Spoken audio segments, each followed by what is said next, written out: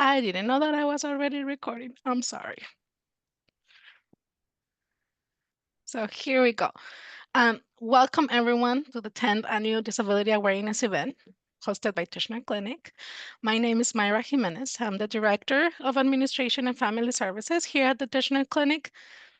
And I'm going to try providing you with the reminders. The meeting is being recorded. Interpretation to Spanish is available. We will ask everyone to select a channel to make sure the interpreter can go back and forth in case we need her support. Even if you speak English, and that will be original audio, we will appreciate if you use translation option and select English as your language. We will add some reading directions in the chat. I think you guys can see them in the chat. If you don't know how to access the translation, then they are available now. Um, I will keep everyone's mic off during this time. I will ask you, or we will ask you to turn your mic on if you when your time is, and if you need or have any questions regarding or you have any difficulties, please raise your hand. Um, we will have a time for questions and answers. The way that we were planning to do this today, we have four amazing people sharing their stories. This is our 10th year, and we want to make it a little bit different. Instead of having one person talking for very longer time, we will plan to do 5 minutes presentation introductions, and then we're going to go to questions and answer between everyone, so we make a panel. So we want parents to see the invaluable insights that self-advocates could offer to provide them with hope, strategies, and realistic perspectives. That's why we wanted to make sure we can get as much as we can from you. We want to offer self-advocates a space to share their unique voices as they offer diverse narratives, sorry, about overcoming challenges, advocating for their rights, and living fulfilling lives. This panel aims to bridge the gap between parent concerns and the life experiences of disabled individuals, fostering collaboration and encouraging parents to support their children's self advocacy from an early age. Thank you all for being here with us, and I will pass the mic to our wonderful facilitator today, Deaka McClain.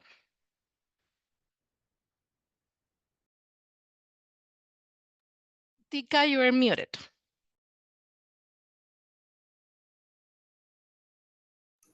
Thank you, co-facilitator. I was just talking. Okay. All right, let's start over. Hmm. Welcome, everyone, to today's panel discussion on Tisner's Disability Awareness Month event.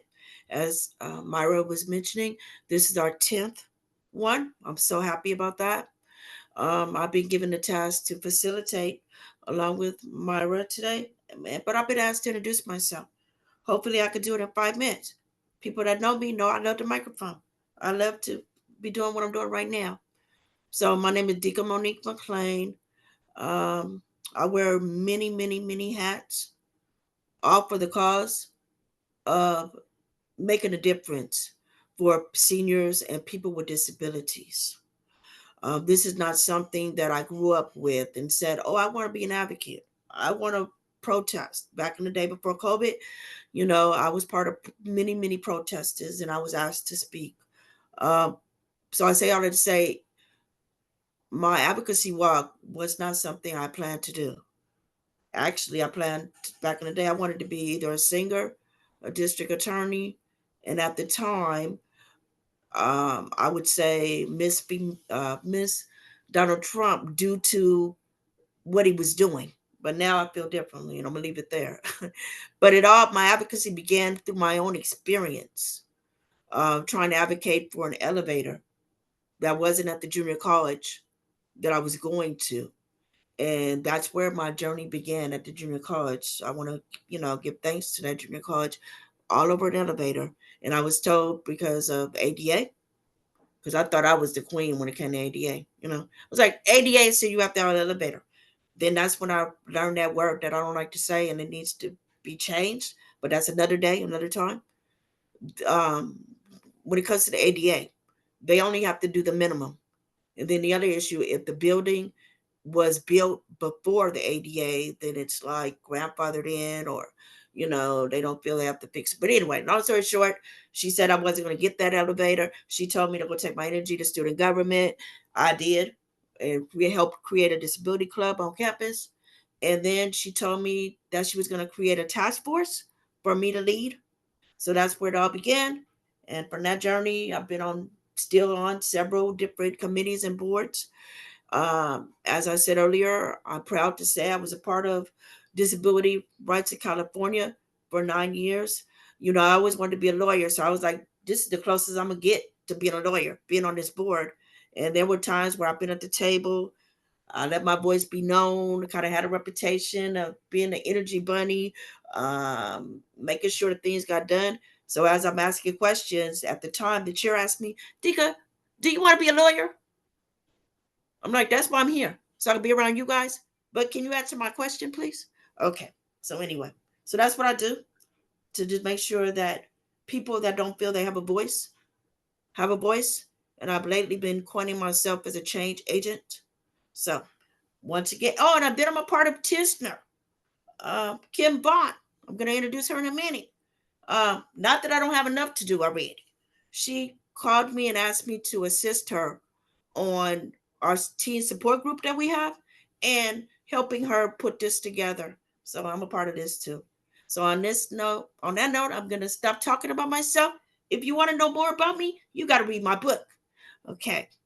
So I will now like to introduce my good friend, fellow change agent advocate, community Tisner Clinic community liaison, Kim Vuong.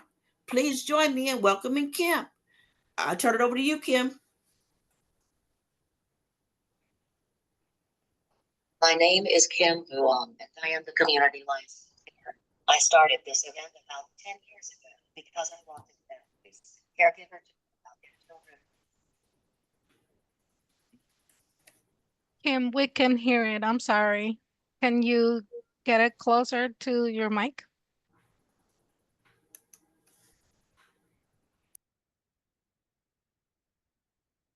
You.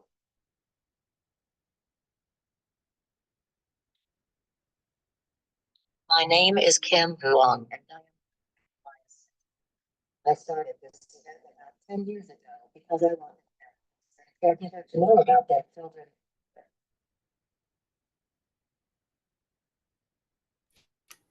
Kim is still going in and out. And I am the licensor. I started this event about 10 years ago because I wanted families and caregivers to know about their children's future.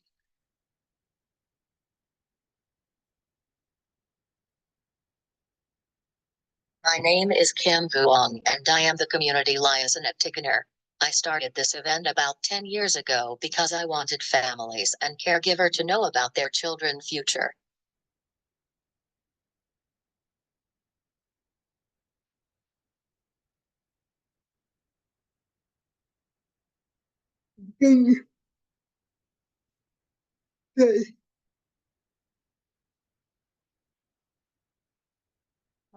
Yeah.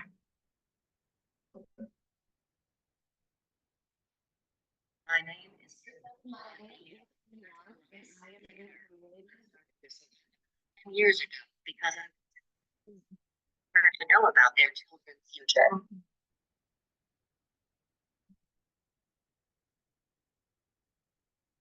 My name is Kim Vuong, and I am the community liaison at Tickener. I started this event about 10 years ago because I wanted families and caregiver to know about their children's future. Thanks, Kim. We heard that. That was great.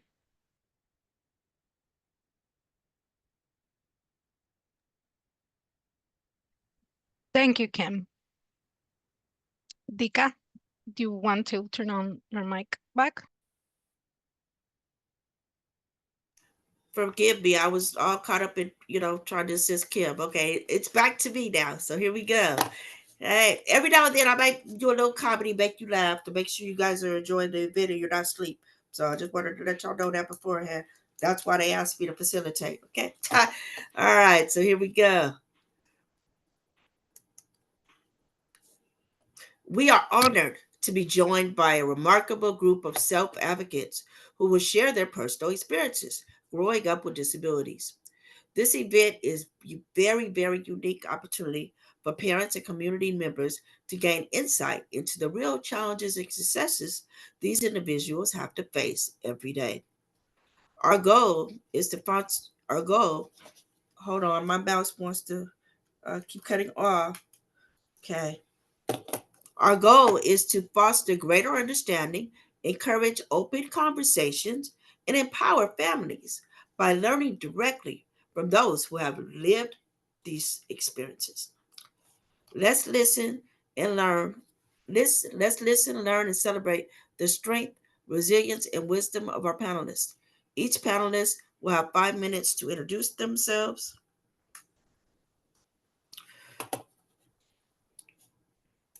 Hold on. Oh, here we go. Let me do it again. Each of our panelists will have 5 minutes to introduce themselves. Then we'll move on to questions. I will now invite my wonderful fellow advocate and friend, Christine Mills, to introduce herself. Christine, you will have 5 minutes. Thank you, Deeka, and great to see you too, Kim. Thank you for the invite. I'm Christina Mills. I use the pronoun she and her. I have a beautiful Halloween backdrop behind my head here in the screen, and I only did it because I didn't want Andy to be the only one, so I had to do it too. I'm happy to be here today and super excited because I feel like this is truly authentic space where self-advocates and families are coming together, which is pretty unique sometimes because a lot of us as disability rights professionals are used to being around each other in very professional settings. And I think we tend to hold ourselves back with some of the things we would say if we were in a space like this. So I'm going to try my best today to be as authentic and real with you as possible, especially because I am with my fellow peers, both people with disabilities and parents. For those of you who don't personally know me, I am a person who uses a wheelchair full-time. I was born with a disability, osteogenesis imperfecta. I break bones. I haven't, knock on wood, broken a serious bone in quite some time, but I've had some minor ones. I also am hard of hearing and have some mental health disabilities. And am always, understanding what now as a middle-aged woman with a disability, what the aging experience is going to bring me next as a disabled woman. So going through that journey as we speak as well. I'm also a parent of 2 children with disabilities, very, very unfortunate, and I'm going to try not to get emotional, but I did lose my daughter almost 8 years ago. My daughter was born with multiple disabilities. She also inherited osteogenesis imperfecta. She had a intellectual developmental disability, which also came with many other types of disabilities. So she had what is called schizencephaly, a very rare disability that apparently only 1 in 5,000 people in the United States have. It very much presented like a cross between cerebral palsy and autism. She was nonverbal and she was almost 5 years old when she passed away. My son, who is 10 years old and a firecracker, also has osteogenesis imperfecta. He's the future president. He's going to be the second or whatever number it is by then president with a disability, and he's going to be a proud disabled president. So super excited to share a little bit about my journey and our family. My husband also happens to be a person with a disability. And on the professional side, I am currently doing consulting for disability and aging across the lifespan, which is really exciting for me. I don't want to give into just doing any type of work because I think in my 40s, I want to really do what I believe in and really think is making a change in the world. And whether that be with young people with disabilities or older folks with disabilities, I think it's really important to do the work that we're good at until maybe something else comes available that I'm interested in. Previously, though, I spent 23 years of my career in the independent living world. So I served first, I'm from San Diego, California, And my first experience in independent living was actually in the Orange County Dale McIntosh Center. I held the position of field coordinator there, and that's how Kim and I originally met when I was 21 years old. And then I found a job closer in San Diego at the Access Center, which is now Access to Independence, and then was recruited to come up to Sacramento and work for the California Foundation for Independent Living Centers. And at that time, I started as the statewide community organizer, worked my way up to deputy director, and then eventually became executive director. I had left my position in June of 2022. I think I'll stop there. Thank you, Christine. Thank you for your transparency and telling your story. And before I introduce the next person, I just got to say a little tidbit about Christine because she didn't mention how we met. I met Christine in Sacramento when we were on an advocacy platform for the whole day, and we were talking to legislators. So I think she already knew me or knew of me. Lately, that's been what people tell me. They have already heard about me. They already know about me. They just haven't met me in person. So I don't know if that's a good thing or a bad thing. So anyway, we were doing a parade and going up to the Capitol and all that. So she gave me the bullhorn. Man, she made my day. She gave me the bullhorn, and I was able to lead the parade and do the chat, and then people put it out on Facebook. So thank you, Christine, for giving me that opportunity, and thank you for sharing your story again. On that note, I will introduce our next speaker, Jonathan D. Armas. And forgive me if I messed up your name, and we just met recently as well. So take it away, Jonathan. Thank you so much, Deaka. My name is Jonathan De Armas. And good morning, everybody. I'm just going to breathe for a second because I am authentically nervous here with you today. Christina said some really great stuff. Really, I want to kind of bounce off the authentic part and bring up something real quick. When I was little, there was the TV show that would come on television, and behind me right now, for those who aren't able to experience it, there's a screenshot from a television show from the 80s that was The More You Know, public service announcement. And the thing is, when I was a child, I didn't know. My family didn't know. I'm almost 45, and only 2 years ago, I was diagnosed with autism and ADHD.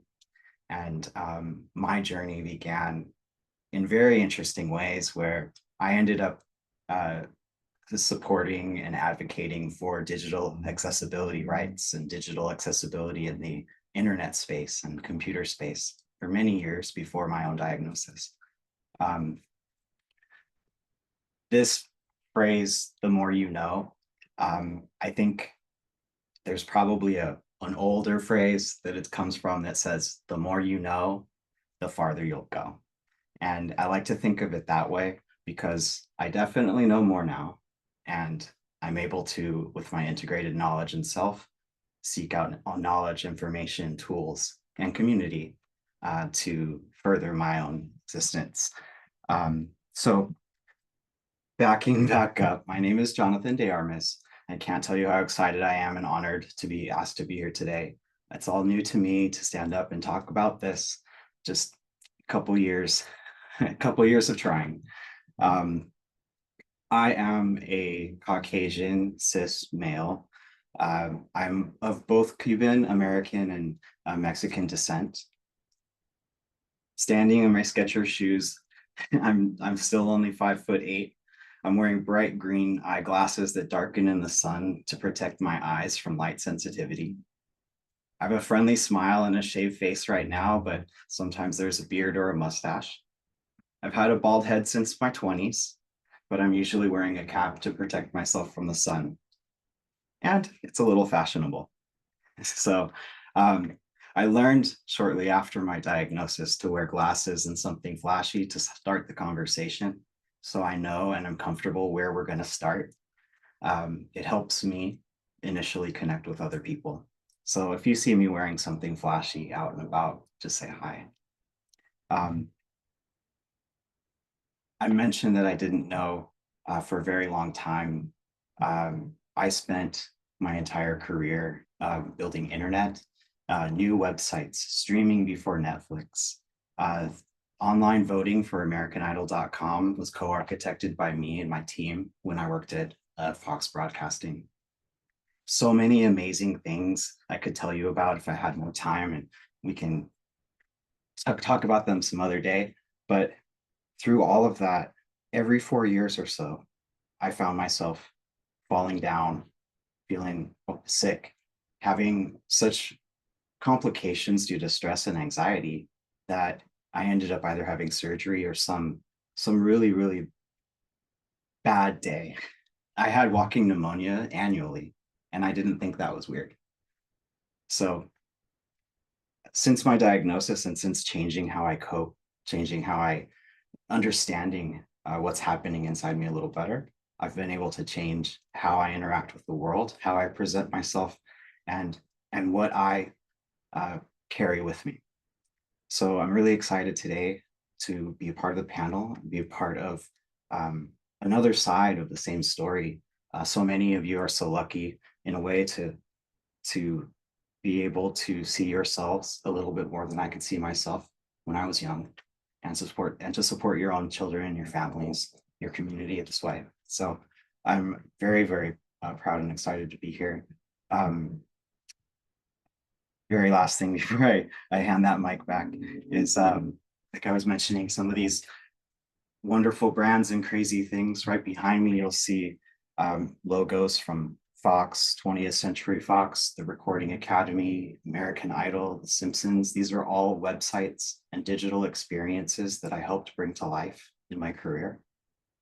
But also, as I step aside, you'll see a picture of a body with some pain points, some red hot pain points. And that's just a representation of how I felt with all this good stuff going on around me, how I felt for so long.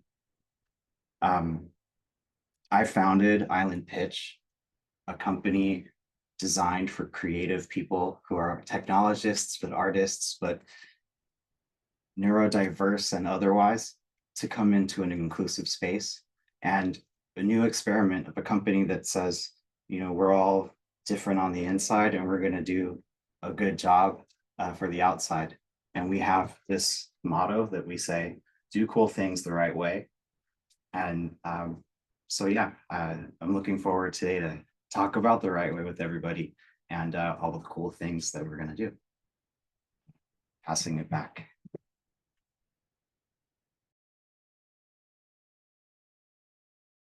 I'm sorry, Deaka, I can't hear you right now.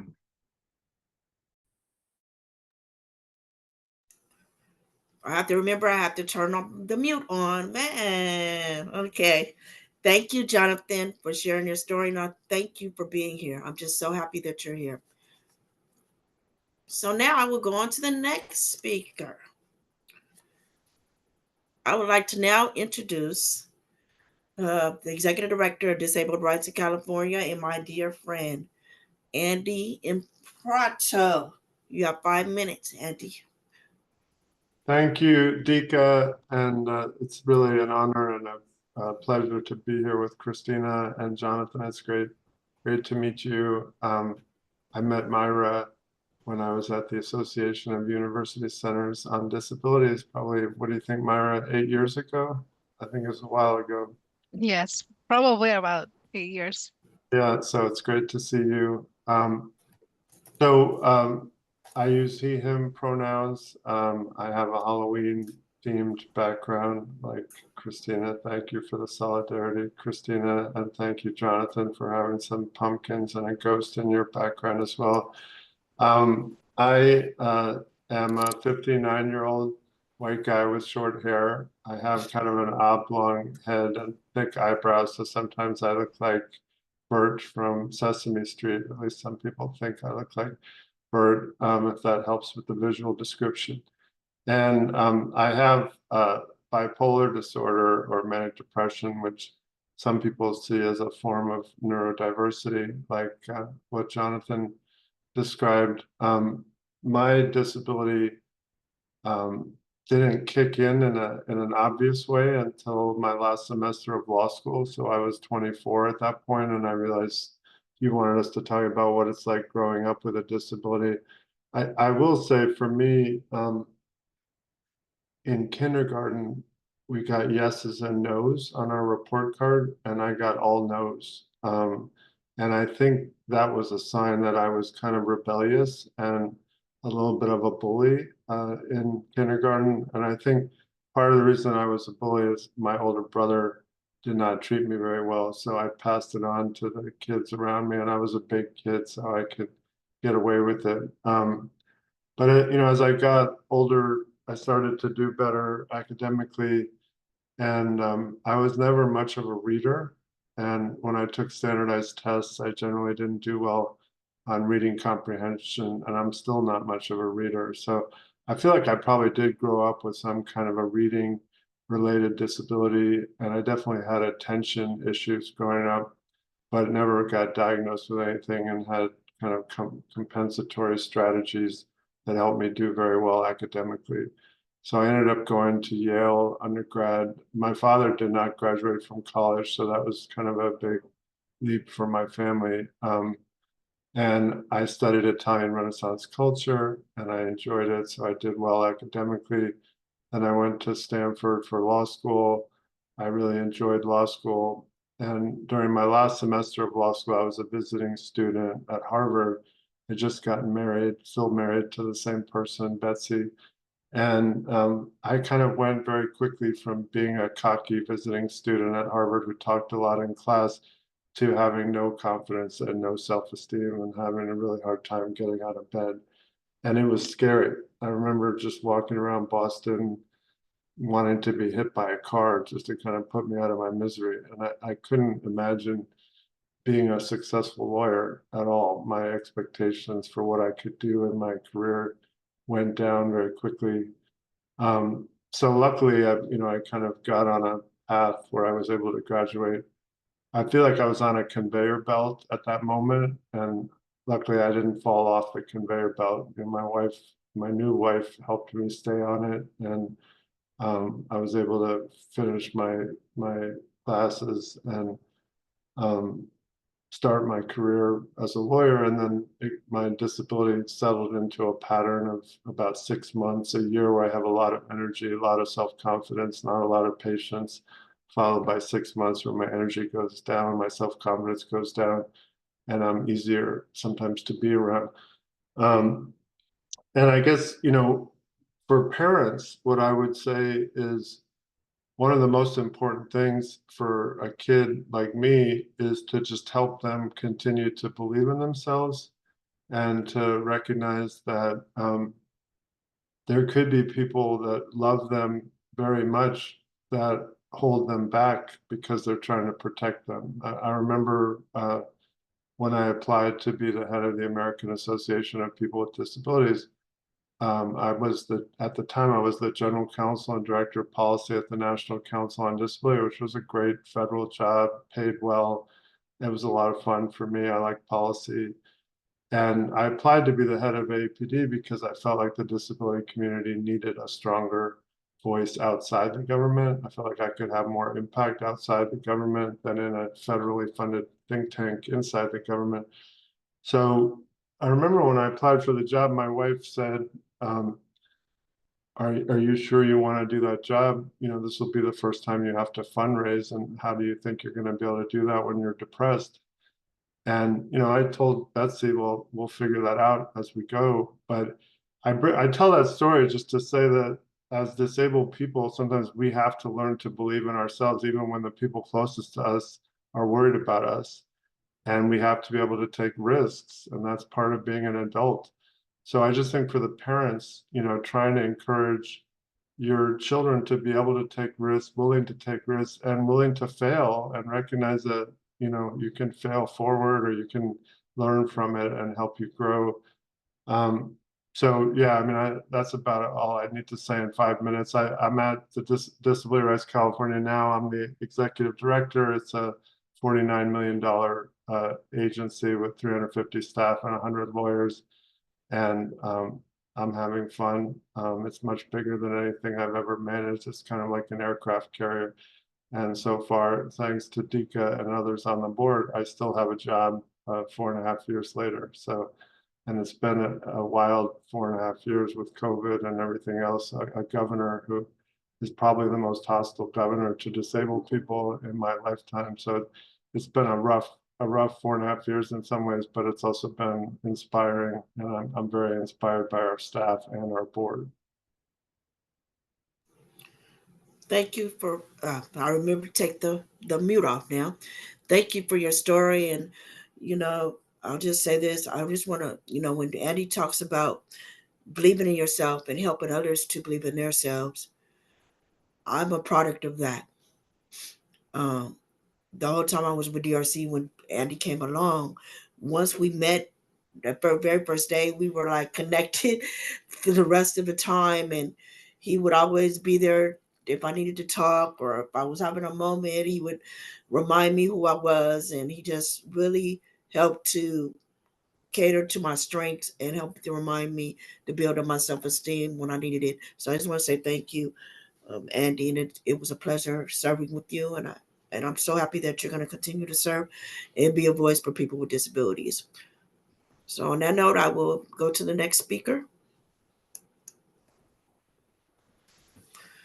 Our last panelist, Tim Jen, had a work conflict, but he will be able to join us later to share a bit of his story.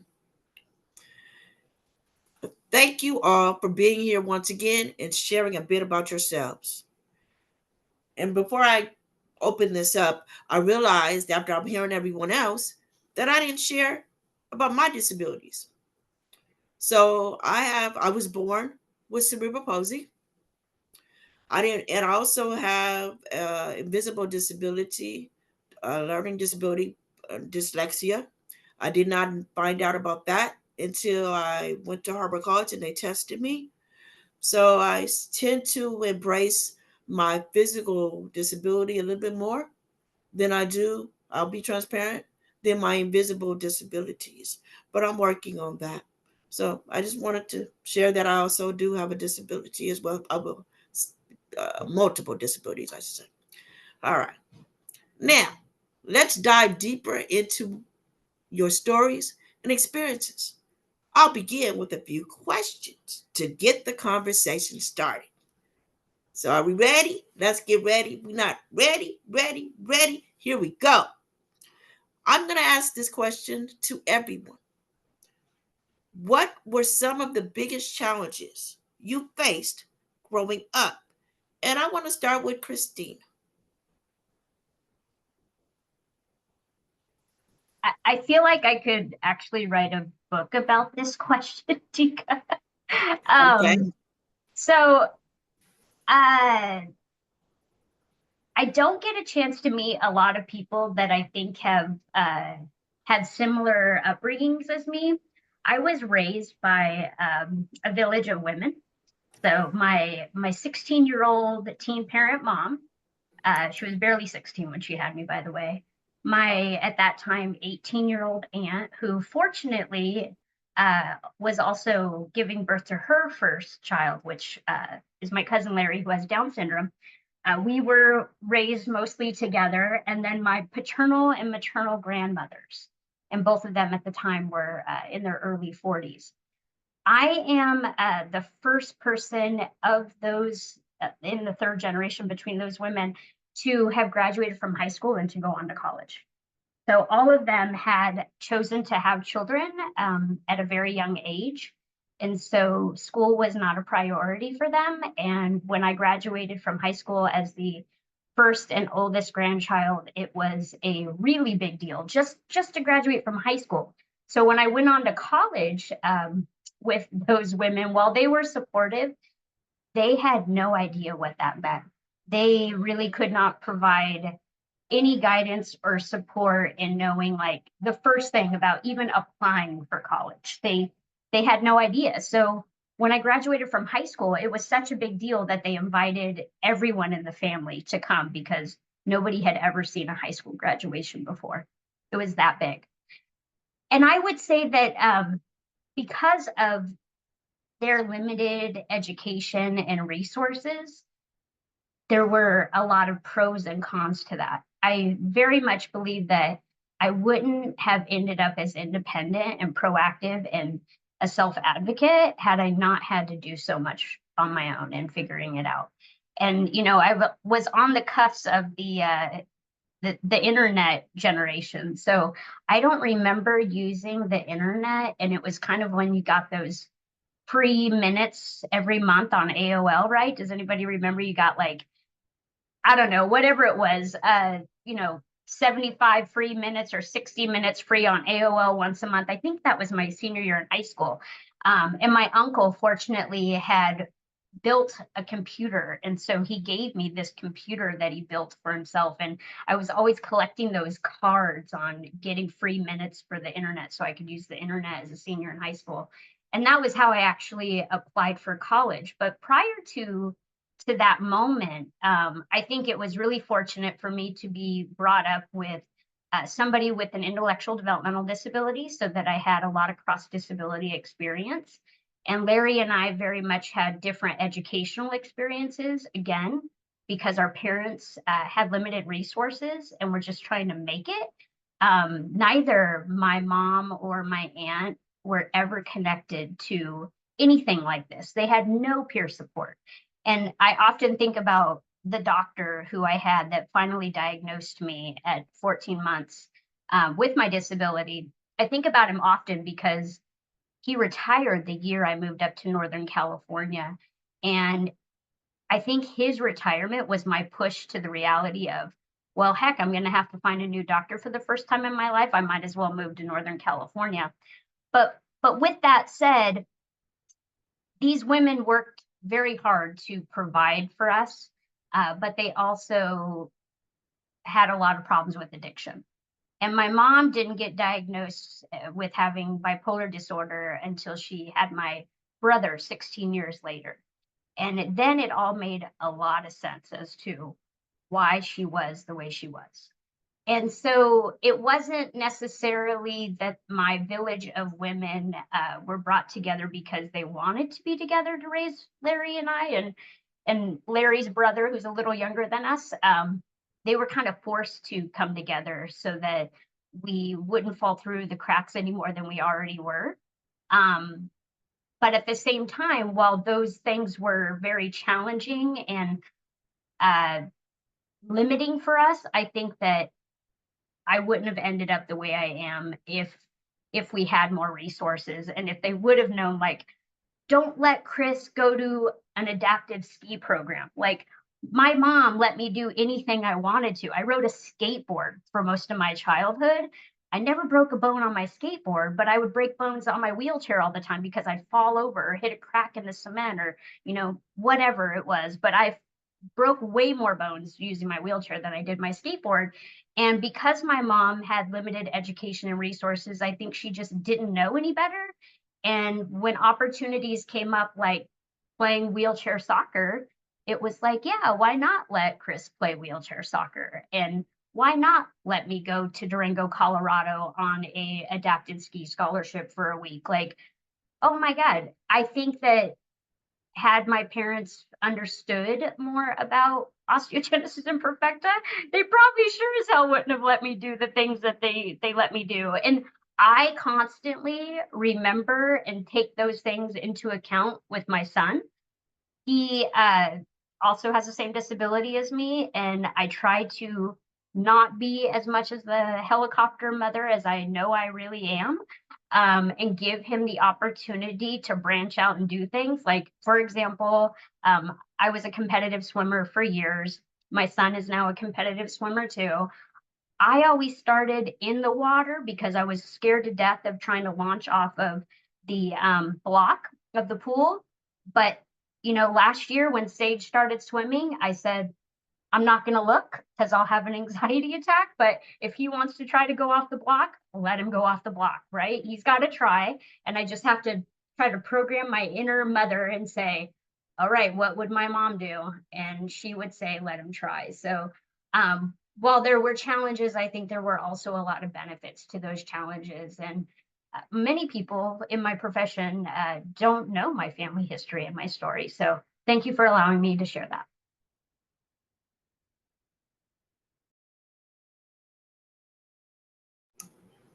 Thank you very much for sharing. Now I will turn it over to Jonathan to answer the same question. Do you need me to repeat it, Jonathan? I'll try to state it back. What were some of the biggest challenges we faced growing up, and how There did our you family go. support us? Got it. Yes. All right. Wonderful. I'm going to change my background because I think I have a background that's perfect for this question. Not growing up, not knowing that I was neurodivergent, that I was on the autism spectrum, that I had ADHD. Much like Andy's mentioned, none of my symptoms were obvious to me and to the people in my family's world. Although retrospectively, my one side of my whole family is very happy to say that, oh, we just say it like it is. That's not autism, is it? Okay. So we don't diagnose other people. That's not how we play the game, but I can see some traits that are diagnosed in me that are very common in my family. And so it's very interesting to be able to share that back through the family tree the other direction. So kind of take the question, flip it around just a little bit, because I'm not the first. My youngest brother, when he turned 21, had some challenges and ended up getting diagnosed first. And that was many years ago.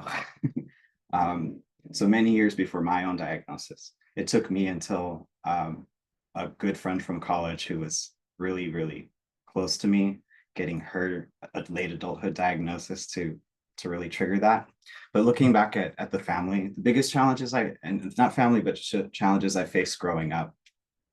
On one side behind me, I put images of achievement, an A+ on my schoolwork, climbing the stairs up to a star. I couldn't do any wrong in elementary school. I was the teacher's pet. I would get A's on everything, but I felt like I had no friends. And anyone who was my friend, you would consider in the social construct that I was struggling to grasp. We were all others. My friend group, if you could call us that, we were all the others. People of color, people with disabilities. I did not understand just how well I fit in my own group as a not out to myself, young gay boy. I was not aware of my ADHD or my autism, but I look back and I'm like, that kid presented. So my family, as they've learned, they've been incredibly supportive. There's a little moment where you feel like, how did I not know? Just push through. Who knew? We learn things every single day. We become a new person every moment that we learn something new, and we get an opportunity to share that with our family and with our community. So, I've been really lucky to see how my family's adapted and how we're supporting each other through these things. So I'm really looking forward to me playing the role I think that a lot of parents get to play with my nieces and my nephews and other folks as I look forward. Thank you, Jonathan. Now I will ask Auntie to answer the question as well. Yeah, thank you, Deaka. When I think back on my childhood, I think I was in a category that is now thought of as twice exceptional. That's a term that was coined in the 1990s. So I graduated law school in 1990. So this was a term that came about after I was done with my formal education.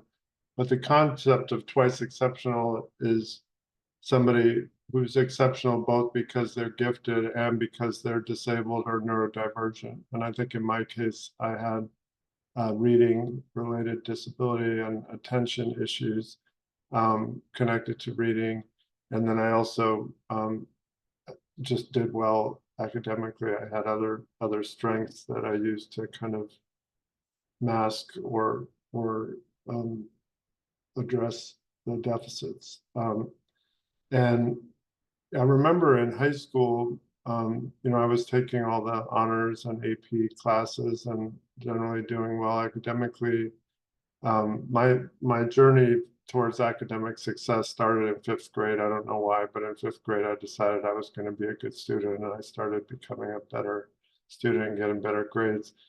But in high school, I remember playing football and taking all these honors classes. And I had one set of friends that were football players, many of whom had disabilities, a wide range of disabilities. And then I had another set of friends who were nerds, many of whom had disabilities, a wide range of disabilities.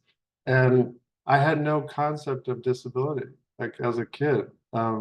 Whatever I was dealing with, whatever my friends were dealing with, I didn't think of it as disabilities. I didn't have disabled role models.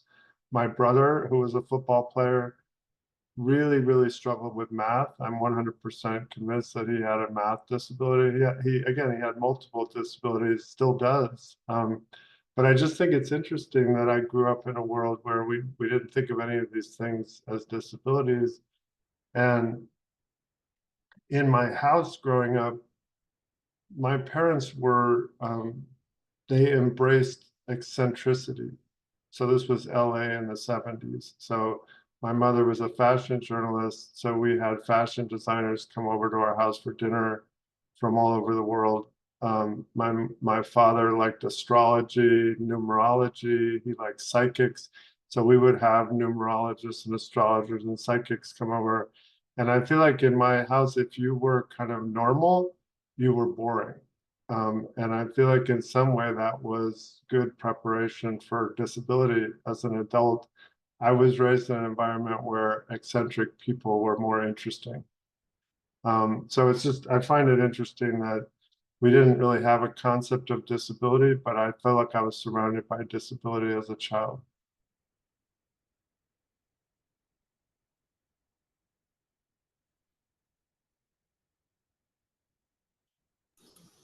Thank you for sharing. Now we're going to go on to the next question. So let me decide if I want to pick certain people or have you all answer it. Let me see. I feel like I'm on Jeopardy. Ding, ding, do. Okay, that's my first joke for the evening. Okay, now my mouse wants to cut off. I guess I need to get more batteries. Anybody want to make a donation to my batteries? Hey, I'll accept it. Okay. Mika, it's funny, you said you needed to get more batteries, but I heard you say you needed to get more boundaries.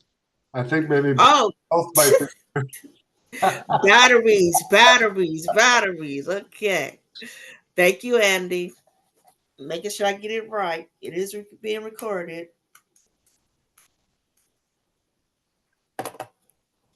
Okay, here we go. I'm going to give this question to Christine. How did your family support you, and what role did they play in your development?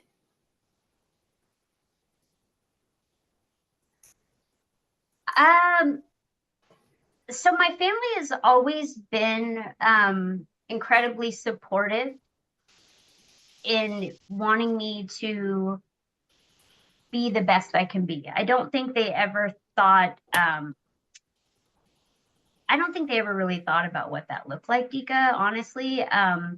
Because I was on SSI as a kid and through early adulthood until I started working, I can tell you that my grandmother, particularly my maternal grandmother, she was my payee when I was younger.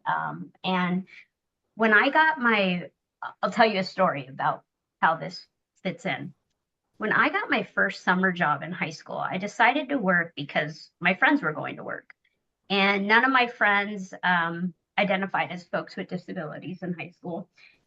And I was kind of the person that while we were all very active in school, we were in ASB, we were all on the swim team, we did other sports, and their families were incredibly supportive of me. Like more than my own family in a lot of ways. They would drive me to practices. They would, one of them took me on my college tour experience of California.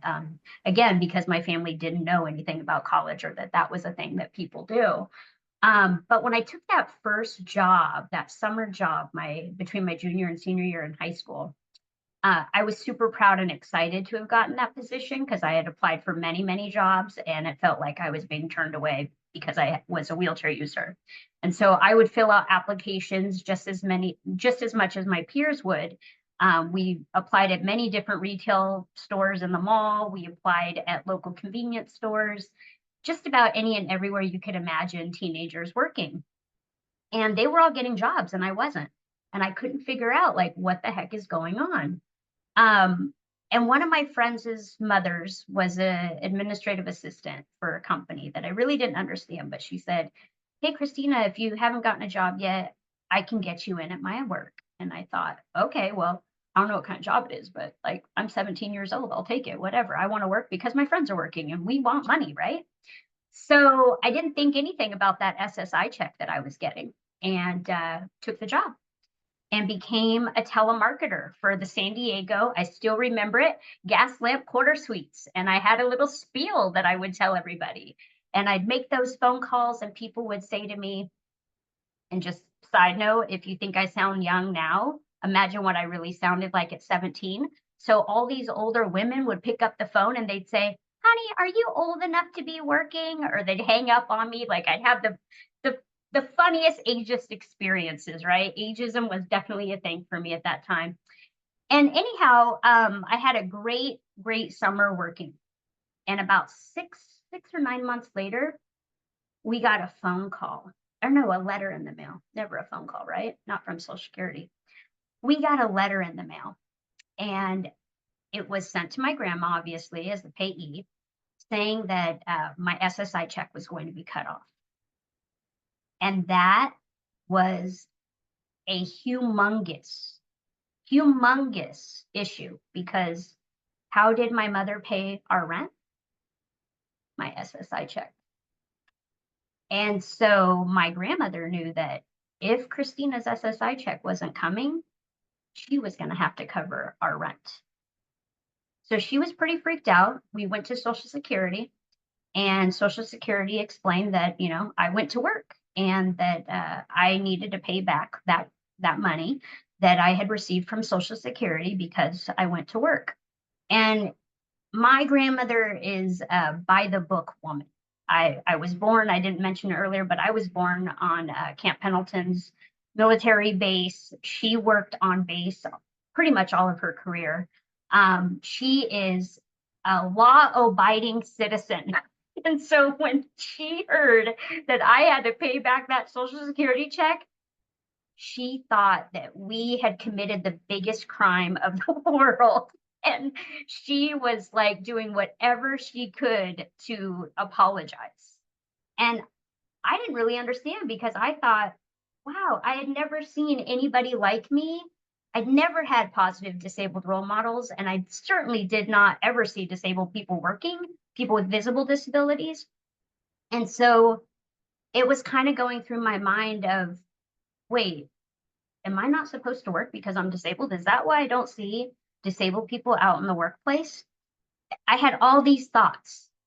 And, you know, I was a 3.4 student in high school. I got diagnosed with my math learning disability in college, but that's another story. So the only reason why I didn't get a 4.0 was because of math. But we left the Social Security office and my grandma said, "Chris, you can never go to work. You cannot afford to lose this check or your Medi-Cal. You absolutely cannot go to work. Don't take a summer job again." And that was so disheartening to hear from this woman who had worked her ass off her whole life and raised 9 kids. So I was like, what the heck? Like, I've got good grades. Here I am applying for college. She's telling me not to go to work because I have to depend on, at the time, a $595 check a month. That's what she wants me to live off of? Why is she telling me this? And Well, we paid it off, part of it, not all of it, because we found a way to appeal part of it. Um, she was adamant about me not going to work, and she told me I could volunteer till the cows come home. I could do all these other things. I could even go to school. She said, you can go to college and you can continue to go to college, but you can't work. And I don't think my mom or my aunt or my paternal grandmother saw it any differently. They didn't say one way or the other. I think my mom was mostly scared because she wasn't sure how we were going to pay the rent, frankly. And that became an issue when I eventually moved out 2 days before I graduated from high school. And it was messy. I chose to go live with my friends from high school. We were all going to go to the community college first. And we ended up having to bring the police to my house to get my stuff out because my mom was not going to let it be an easy thing because it meant my social security check was going to go with me. So I think that they were supportive in wanting me to be successful, but I think that the system really freaked them out because they just knew that in order for me to get the health care that I needed, I had to be eligible for Medi-Cal. That was huge. And so when I went to college and then eventually transferred and went to the university, it wasn't ever important to them because they hadn't experienced it. So it was like, oh yeah, she graduated from high school. She's doing good. Like, whatever. She didn't see it. And then I was very, very, very fortunate. Like I always pay tribute to one program in particular. And I've known Andy more than half my life because of this program. He's been a very important mentor and role model for me in life. But it was my junior year in high school that the school nurse, and keep in mind, I never had an IEP, I never had a 504. I went to several different elementary schools. I wasn't mainstream till third grade. I did it twice because the school system in San Diego at the time was super freaked out about having somebody like me come to a public school because I was breaking bones constantly at a young age in my life. And it took me going to 5 different elementary schools till we finally landed on one where I could actually play on the playground with my peers because that wasn't allowed until that 5th elementary school. So there was, this constant fight from my family of just trying to get me to have an acceptable and fun childhood part of the time. So I think they were wanting to be supported, but also didn't have any role models themselves, other parents raising kids with disabilities to know what that could really look like. So when I moved out, I also went back to work. So I have worked this is the first time in my life as a consultant. These last 3 months are the first time in my entire life since I was 18 years old that I haven't had a full-time job. The only other times I've never worked is because I was on maternity leave twice. That's it. I've always had a job. And I'm sort of that rebel in the family, right? Grandma said, don't go to work. I'm going to go to work. And when I went to, so my junior year, that nurse came up to me at school lunch and she handed me this application and said, Christina, I think you might be interested in this. And I looked at it, and while I have always used a wheelchair, I had never identified as a person with a disability. And I saw how my cousin Larry with Down syndrome was treated and how he was segregated at the same school as me and how he was picking up trash during lunchtime while I was having fun with my non-disabled peers. And I thought, that's what disability is. This is not disability. That was hard to see, right? So when she handed me that application, I looked at it and saw Youth Leadership Forum for Students with Disabilities. And I thought, hell no, I am not applying for something that has to do with disability. That's my cousin in that back portable over there. That's not me. And I was an AVID because, again, I was first generation high school graduate. And my AVID teacher told me that part of my class requirements was going to be filling out that application. So I filled out the application, she sent it in, we applied, and I got my interview and I got accepted. And when I came up to Sacramento, my second flight ever in life, My first flight was to see my biological father one time in a different state. And my second flight up to YLF to Sacramento State, my first experience at a college campus. The first day, I wanted nothing to do with anyone there. I was mortified to be with all these other disabled people. And I found myself hanging out with the folks that didn't look disabled, just so I could feel like I was okay. And it was the second day, I think, or third day. I don't know what the discussion was, but it was definitely something around disability culture and what it meant to identify as disabled and why people choose to identify and not identify.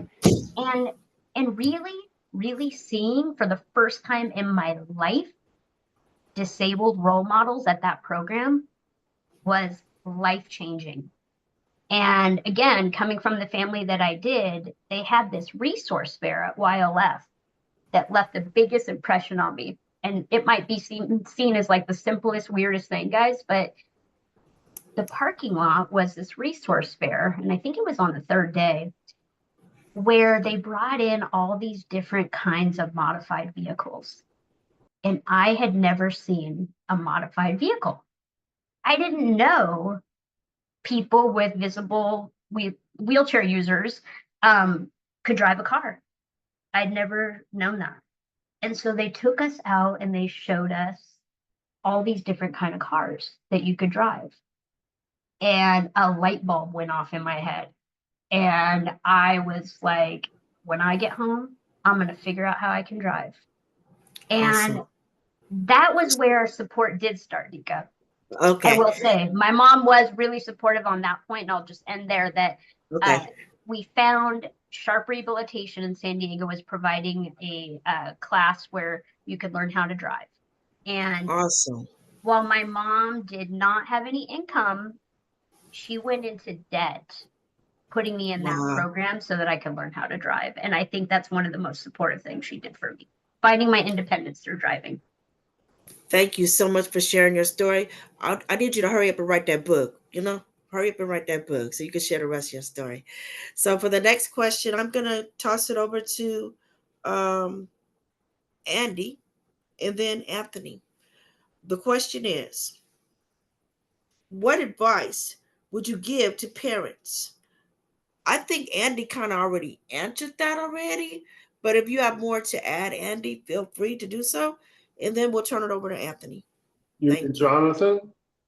I mean, Jonathan, yes. Oddly Man, enough, that's my middle name, so I'll take it. Oh, thank you. So I was going to say my dyslexic is kicking in, but it's all good. All Deepa, right. you might be a psychic. Uh-uh. So the other thing that I didn't bring up related to parents that I've been thinking a lot about, and I think I've talked to Christina about this, is there are a lot of parents who have disabilities that learn about their disabilities as adults, and they oftentimes parents have a hard time kind of embracing their disability identities because they're used to thinking of their children as the disabled people. And sometimes the child has a different kind of disability or a more significant disability, so it's hard for the parent to see what they're dealing with. They may have post-traumatic stress related to having the kid with a disability, and some of the things that happen, in the NICU or in early childhood. They may have a kid on the spectrum and then realize that they're on the spectrum. They may have a kid with dyslexia and then realize that they have dyslexia, a kid with ADHD and realize that they have ADHD. So I think, for the clinic, it's worth thinking about what are you doing not just to cultivate the kids with disabilities, but also the parents with disabilities. And to the extent that one of the messages of this panel is that parents need to help their kids learn to be comfortable in their skin as disabled people, which they're likely to be for the rest of their lives. I think the clinic can also have a goal of helping parents be comfortable in their skin as disabled people, and have a practice of encouraging parents to explore their own disability identities and learn about what it's like to be an adult with a disability who has a late diagnosis of any number of things. And there's, to the extent that you're serving parents who are Spanish speaking or from marginalized communities, they're less likely to get diagnosed with a lot of stuff as children. So I'm guessing that there's a disproportionate number of parents who are bringing their kids to your clinic who didn't get access to things during their childhood that would have resulted in a diagnosis, and just that what they learn at your clinic can help them learn about their own disabilities. So I just put that out there. It's another thing to think about. I'm not saying that every parent of a child with a disability has a disability, but in my experience, most of them do. They just don't always think of it as a disability. Thank you so much. Thank you, Kathy. Andy, for adding that. Go ahead. Dika, I'm so sorry. I wanted just to reply something to Andy. And definitely it is one of the things that we heard often from parents that they don't realize. And one of the things that we're doing right now in the family support is to provide education to parents about the disability. We do have a year-round workshop that we call Siento, Pienso y Actúo, like I feel, I hear, and I act.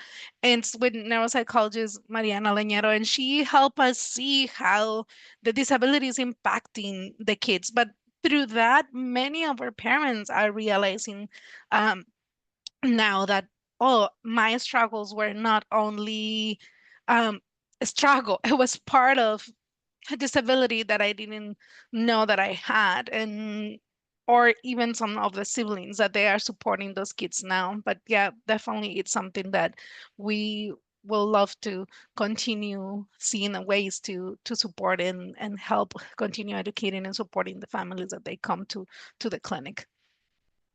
And I'm sorry, Dick, I interrupt you. You can go It's ahead. all good. It's all good. That was important. That needed to be shared. Before I turn it over to Jonathan, also, Andy, like I said earlier, outside of doing this event every 10 years, I do co-facilitate a support group with Kim for the teenagers. And there have been times where the parents have been in the room, or it might have been a hold okay, I think I need some water.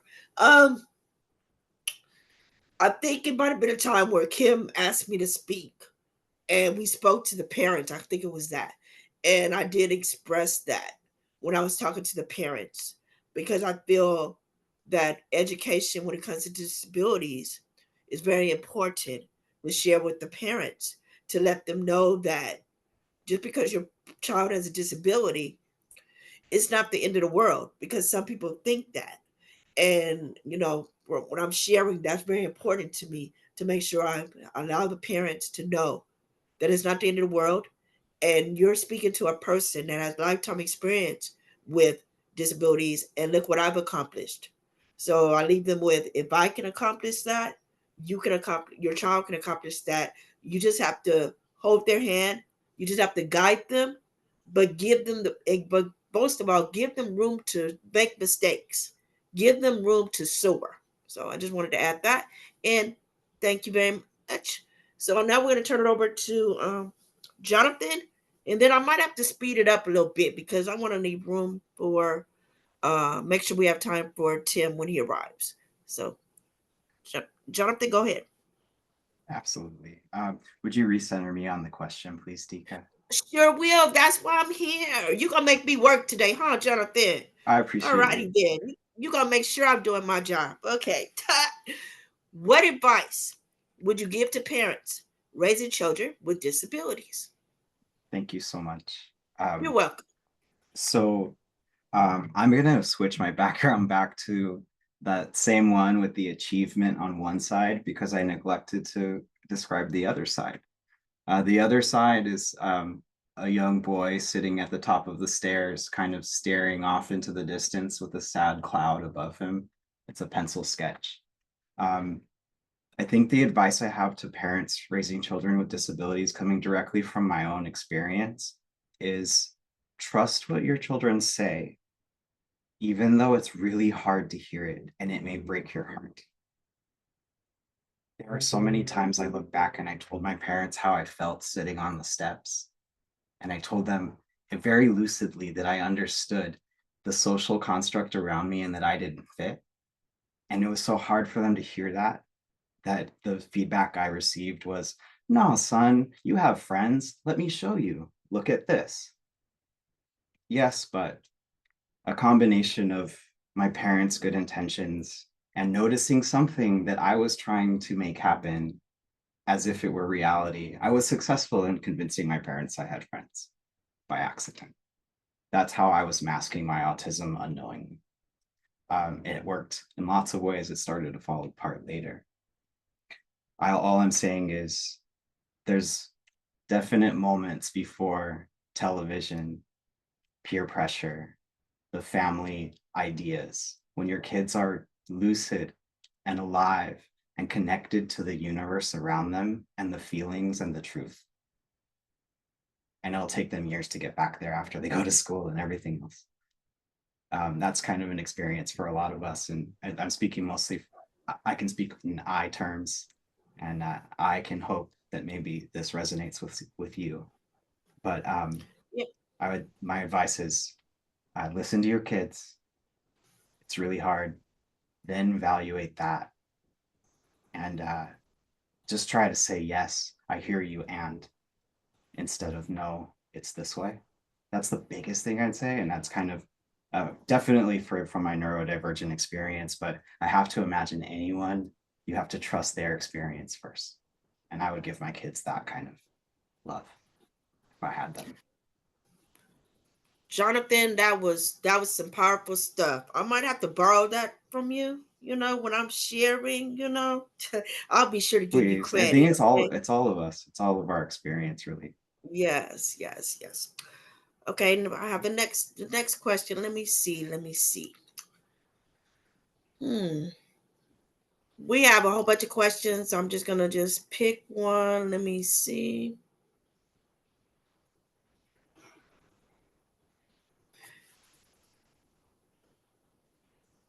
I'm gonna give this one to Andy and Christine, and we're limited on time, so if you can make it brief, that would be great. The question is, were there any accommodations that made a significant difference in your educational journey? Because we know accommodations are a big thing when it comes to our education and trying to ask for them and what to ask for. So if you can answer that for us, that would be great. Christina, you want to go first? Sure, Andy. Mine is sort of sweet and short. Like I mentioned earlier, I never had an IEP or a 504 plan, and I didn't. Well, I probably could have used some accommodations in high school that I didn't know were available or could be made available. But when I was in college, the formal accommodations that I ended up getting were really as a result of probably not getting what I needed earlier on, and also a combination of my hearing loss. So in lecture halls, I was having a really hard time hearing.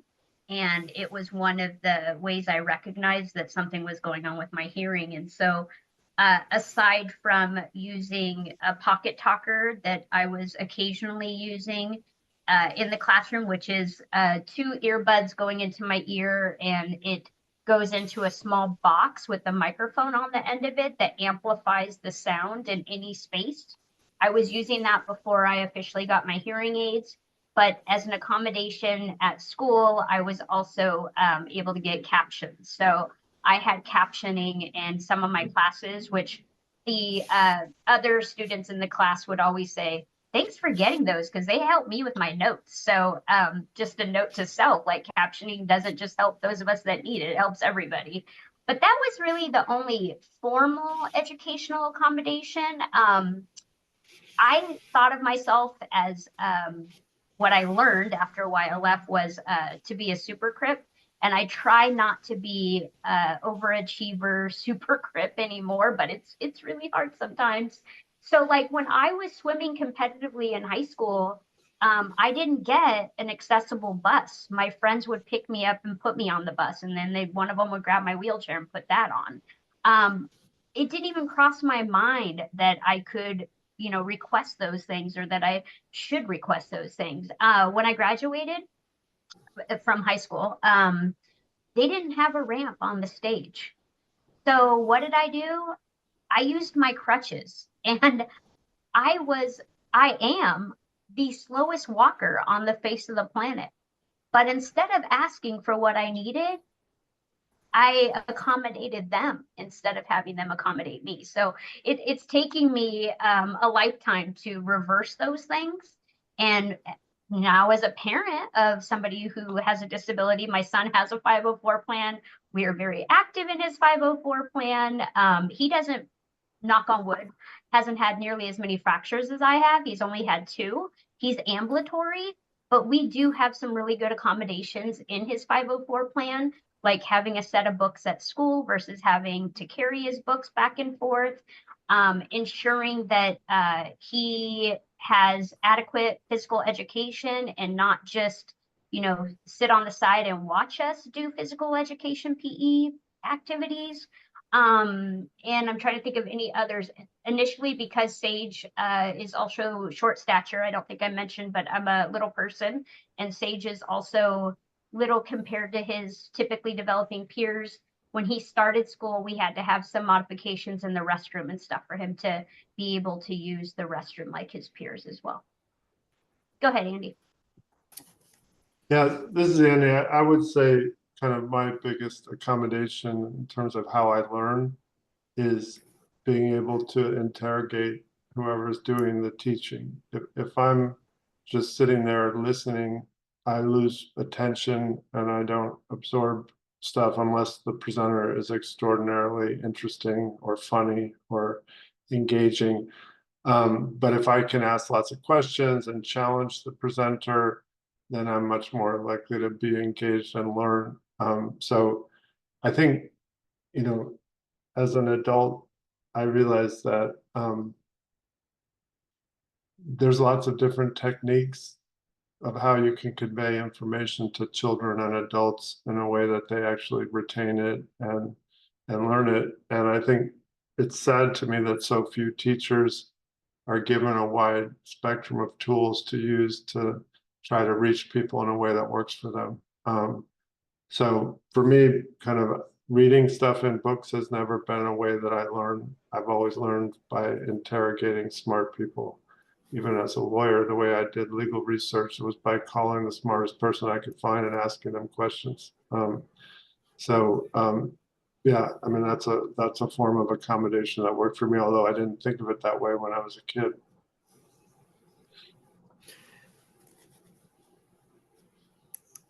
Okay, I'm going to go to the next question. How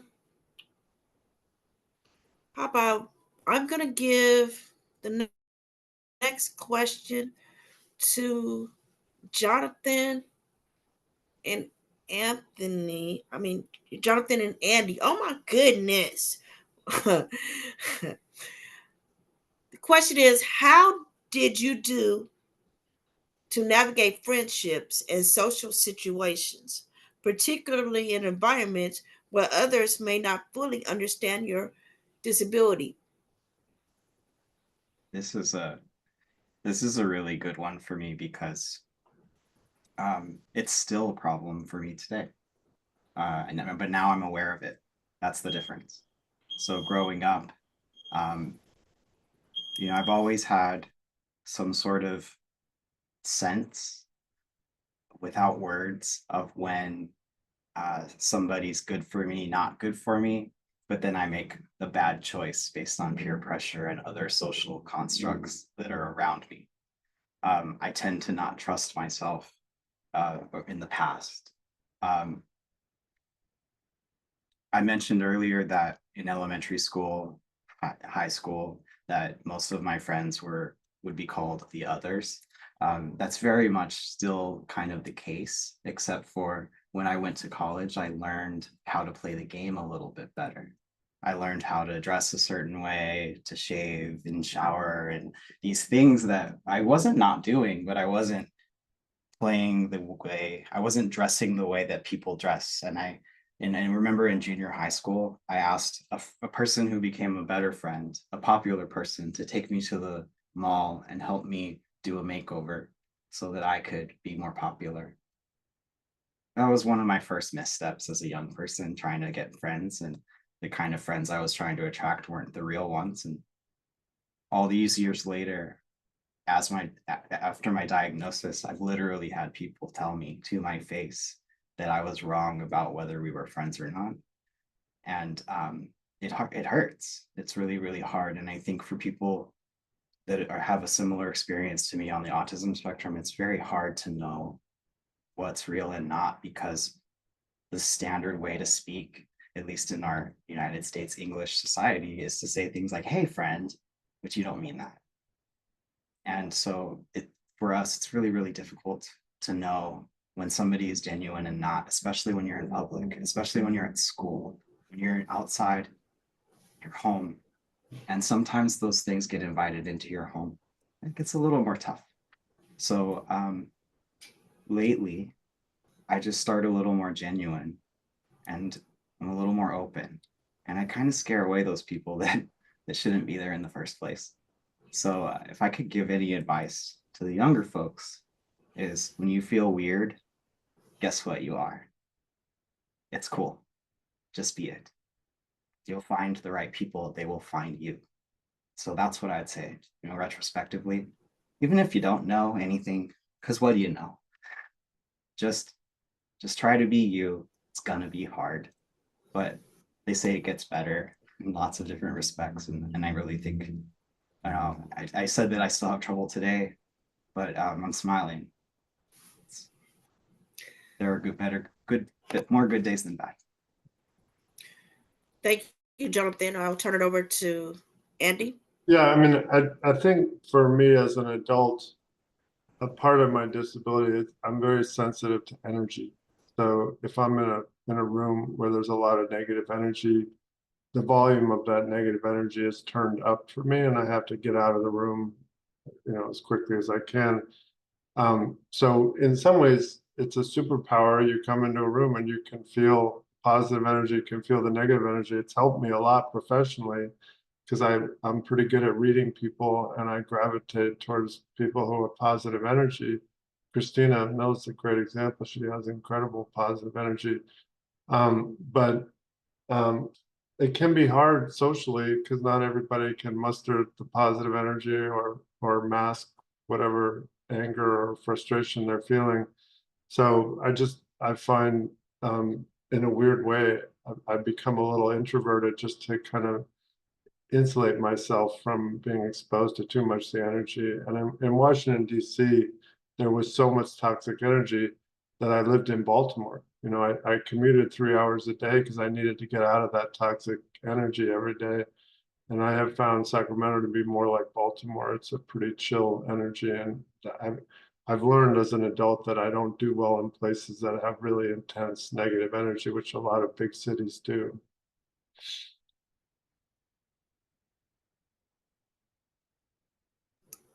Okay, thank you.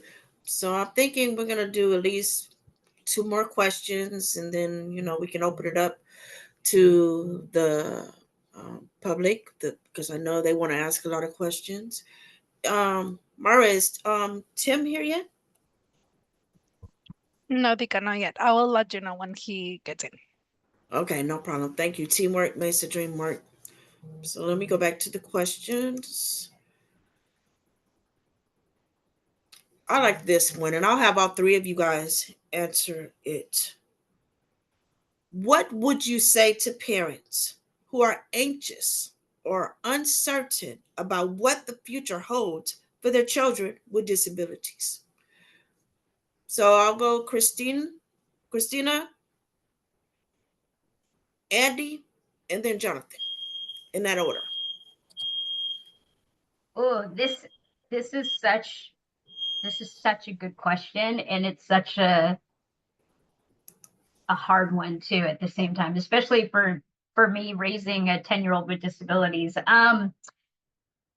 Not letting your anxiety impact your kids. I'm working on that personally. I think is really important. And I think Jonathan did such a great job of just expressing how important it is to be positive and reinforce positivity. You could be having, your kid could be having a really bad day. But you as the parent trying to foster support and being positive can really make a change, really make a change. And, I think when you have that type of relationship with your children, it also allows your children to be more open about what they're willing to share with you. And so my son and I have a very strong relationship, and he has to tell me the good, the bad, and the ugly, right? And we have to talk through it. And sometimes it's really hard, and I want to tell him things that are much different than, I should probably say to him. So I have to really watch it and be thoughtful about like taking into account that he's a young man. He's a white young man, a little young man, and he has privilege that other people don't have, but he's also a person with a disability. And so being able to bring all of that equity also into the conversations that we have around positivity, and not knowing like what may come up next. I think just being supportive is so important, guys. And as an example of that, we didn't know what it was going to be like when 5th grade camp came into the picture, right? People freak out when you tell them your disability is that you break bones and you're going to go away for a week and you're going to go to camp. And, you could imagine what the school was like. And my son was super excited about going to 5th grade camp, and I'm his mom. He's definitely going to 5th grade camp. The school is not going to stop that. But we weren't sure what we might face with that. And so the uncertainty was like, yeah, you know what? They might not be excited about you going to camp, but we're going to tell them that you're going to camp, and these are the ways that we can make camp fun for everybody. It's not about, excluding people. It's about making it accessible and fun for all. And just because you're the person with a disability that happens to break bones doesn't mean that you can't go to camp. And so while he was a little nervous about the situation, we had a really positive conversation with the school, and he feels very empowered and excited about going and being a part of a ropes course at 5th grade camp now. Awesome. Andy? Yeah, Deeka, I just want to clarify, we're talking about how to help parents deal with their anxiety about their children's future. Is that right? So, I mean, the first thing I would say is you should be anxious. Not because your child has a disability, but because the world is falling apart, right? We've got global warming, we've got wars going on all over the world, we've got all this violence happening all over our country and schools and other places. I mean, it's a normal reaction to be anxious. I don't know how, if you're not anxious, you're not paying attention. So I think for parents, whether you have a kid with a disability or not, we all have to deal with our anxiety about the direction that our world is headed in. And then we have to figure out a way to talk to our kids about it where we don't sugarcoat it, but we also help them build resilience and some hope about what might be possible in the future, even in this challenging environment that we're living in. And, I mean, for me, a big way that I generate hope is my faith. I believe in God, and I believe that God will put a path, for me, even in a very challenging environment, and will protect me when I need protection. Not everybody has that to fall back on, but I do think parents have to find a way to be resilient themselves so that they can help their children be resilient. What the metaphor that I've been using a lot in a COVID world, and I feel like we're still in a COVID world, is a body surfing metaphor. When you go into the ocean, you see a big wave coming at you, you go under the wave. And I feel like the last several years, we've just had these waves coming at us over and over again. And we've learned that we have to be able to go under and come up and get what we need when we're up and then go back down. And I feel like as parents, we have to learn how to do that for ourselves. And then we also need to help our children learn how to be resilient in the face of lots of waves that are probably going to continue to be challenging for a long time moving forward. I hope that's not too depressing, but I just feel like the world is a very scary place right now. Thank you, Andy. Amen, amen, amen to that. And no, it wasn't being depressing, especially when it comes to young children and us as adults with a disability. Sometimes we have to talk real talk and be honest with them, because when they're out there in the world, they're not going to be honest. They're going to be honest with them. So we have to start it at home to be honest with them, so they can deal with the honesty that they're going to get in the world, because they're not going to care because you have a disability. You got to do what you got to do, figure it out. So honesty is very important. My apologies, I'm not part of this panel right here, but I just felt that I had to say that because that's very important. Okay, so Jonathan, you have something for us pertaining to that question? Yeah, I think I'm also, in the similar vein to what I had mentioned before, and the real talk is, if you're, my example was me sitting at the top of the stairs, realizing I have no friends and trying to communicate that expression to my parent. And I have to imagine you hear that from your kid, and it feels real because he's telling the truth. He's speaking from his heart, and he doesn't normally speak like that because he doesn't speak very much like that at all. So it has to cause you tons of anxiety in that moment, right? Like, I don't trust anyone, especially a young parent who's probably not, having tons of privilege themselves. Everyone's thrown into the situation they're thrown into. So biggest thing I'd say is you're going to constantly feel some sort of something. But just like I did at the beginning of this presentation today, I stopped, I breathed. The best you can do, just stop and breathe for a moment, and then do whatever you can do, the best you can do. And then if you have community like this, you don't have to answer right away. You can say, hey, let's go find out together. That's what I would say. But all of you guys are giving me nuggets to borrow. Man. The next question, I want to give it to Christina, because I don't want to assume, but I feel confident in saying she's the only one on the panel that is a parent that has a disabled child. So I want to give this question to her. The question is, how do you suggest parents balance providing support with fostering independence? Yeah, I think we're having some of that in the chat right now too. I think it's important, while we as parents have to find that balance, we have to find that balance. Making sure that our kids have other positive role models with disabilities, that they are able to see themselves reflected out in the community, and that they know that there are other people they can reach out to for support.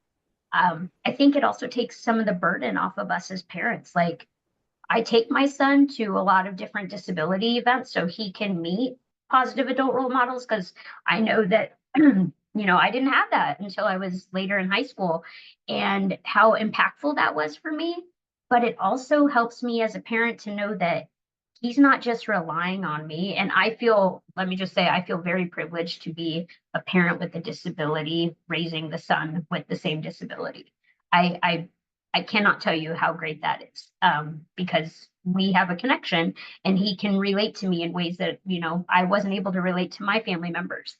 But he doesn't have to just depend on me for that. He has a network of other people with disabilities, all of his disabled aunties and uncles that he sees regularly, that he can get the support from, and that I know would foster and guide him and advise him in similar ways that I would, but also much better because they're not with him day to day. So when he sees Andy and Andy asks him the hard questions like, what do you want to do in your future, Sage?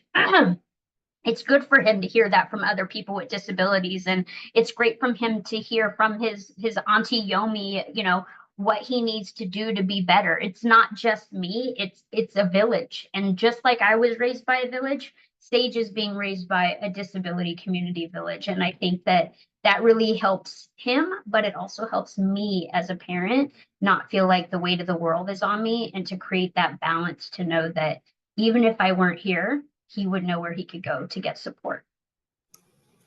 Awesome, awesome. And I just want to give you your kudos, Christina. We're on social. I mean, we know each other and we follow each other off of Facebook, and we keep up with each other. But I also follow you on Facebook, and I just enjoy liking your post when you're talking about your swimming, when you're talking about your son, because I think I even put on there he's the future Olympian. So be ready. I'm looking forward to him being in the Olympics. So I just applaud you for being a parent with a disability and having a child with a disability. You are doing an awesome job. I just want to give you your flowers. Deeka, can I add to Christina's comments? Yes, yes. So, my disability, bipolar disorder, it seems to run in families. So, I have two sons, and, I was anticipating that one or both of them might have bipolar disorder, kick in at some point during their childhood or during their adulthood. And as far as I know, neither of them have been diagnosed with bipolar disorder. But like Christina, I exposed them both to disability a lot as children. My wife at one point thought that my children thought that I would love them more if they had a disability, which is kind of bizarre. But it's an interesting thing to think about. What are the messages we send children about the pros and cons of having a disability or not having a disability? I think one of the most important things you can be as a parent is authentic. So if you tell your kid that you're depressed, or you kind of do something when you're hypomanic that you realize was not a great thing to do as a father, to apologize to your children and be kind of honest with them that you don't feel good about what you just did or what you just said. I think all of that is really important. And I think if your kid ends up having a disability as an adult, that authenticity can set them up to being a better parent when they are ready to have children, or just having more success navigating the world as an adult. So I think whether you have a kid with a disability or not, being an authentic disabled parent can help you be a better parent. Awesome. Thank you for chiming in with that. That was very important, Andy. So I'm going to give the last question for everyone, and then we're going to get to the good part. We're going to have answers and questions. I'm really looking forward to helping to facilitate this part. So let me hurry up and ask this last question so we can get to the good stuff. All right. As you can see, I'm excited about doing this event. I hope you guys are as excited as I am doing this event.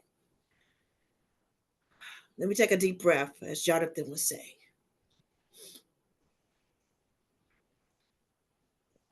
This is for all three of you. How has your disability shaped your perspective on life? I think I want to read that again. I think I might want to answer that myself. How has your disability shaped your perspective on life? And how has that changed over time? So whoever wants to go first, second and third, let's go, let's go, let's go. I'll go first. Thank you. I think disability is it's a broad and ever evolving category. And if you look at the world through a disability prism, you see humanity in a different light. And I think it can make you a better leader to just see disability in places where other people don't see it. And thinking about all the different forms of human diversity when you're planning an event or you're recruiting to hire, a key role in your organization, or you're calling a new pastor for your church. I feel disability is something that brings people together. It breaks down barriers. It makes leaders better leaders. It makes parents better parents. It makes humans better humans. And I feel like in this moment where our country is so divided and our world is so divided, disability can bring people together that don't agree on many other things. So I just feel like it's a really powerful frame for understanding human diversity. Thank you, Andy. Jonathan? Yeah, definitely. My disability and the knowledge of it is shaped my perspective in that I give myself more grace. I didn't mention any of this, but since my diagnosis, I've lost almost like 35 pounds. I used to be up near 200 pounds on a regular basis, stressed out. My coping mechanisms were, you're hangry, go eat. It was go to the bar. It was, and now it's been 4 years since I've had alcohol or cigarettes. The diagnosis happened after that. The grace started right around the time that I thought I was diagnosed with anxiety. And it really, really came in 2 years ago when that anxiety was really just a result of me interacting with the world in a more difficult way, trying to be really my internalized ableism was the key of this. I wanted to be what I saw on TV. I wanted to be what I thought the world needed me to be. And I tried too hard and I got sick. And I got hurt. But now I rest, I breathe, I isolate, much like Andy mentioned. I stay home a lot more.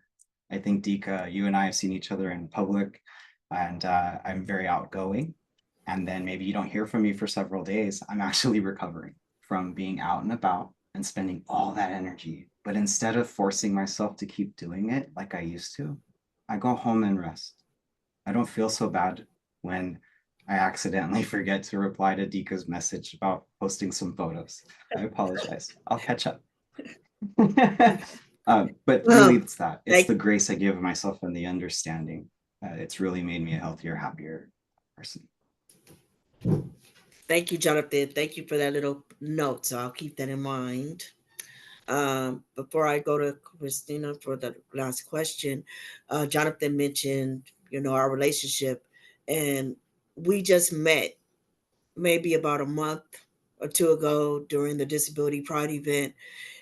In that first interaction, he came to me, and I get that all the time, that he already knew me. He had been following me and he was looking forward to meeting me. And I was like, wow. And then I was one of the speakers. Oh, because we're both commissioners, that part too. We were, there was a panel, and I was part of the panel of speakers. And I don't know, I don't like to admit this, so I guess somebody needs to hear it. I had a temporary meltdown, I guess. And people that know me know that I don't like to get emotional. I hate it, even if they tell me it's okay. So I'm still trying to work on that. But during my speaking, I've never done that ever. And I had a meltdown while I was speaking and sharing about how I feel about the wheelchair. And then I was able to go back to my speech. And then when I get home, Jonathan has taken my whole speech and made it into clips and put it on social media. So I was like, oh my God, of everything I said, you want to pick that moment, and it's all over the world now. So I was kind of not happy at first. And then I got over it. I'm like, no, Jonathan felt, based on me sharing how I felt, that the world needed to hear that. And because I knew his gift and what he did, I was able to accept that. So I'm glad that you did that, even though I was mad at first.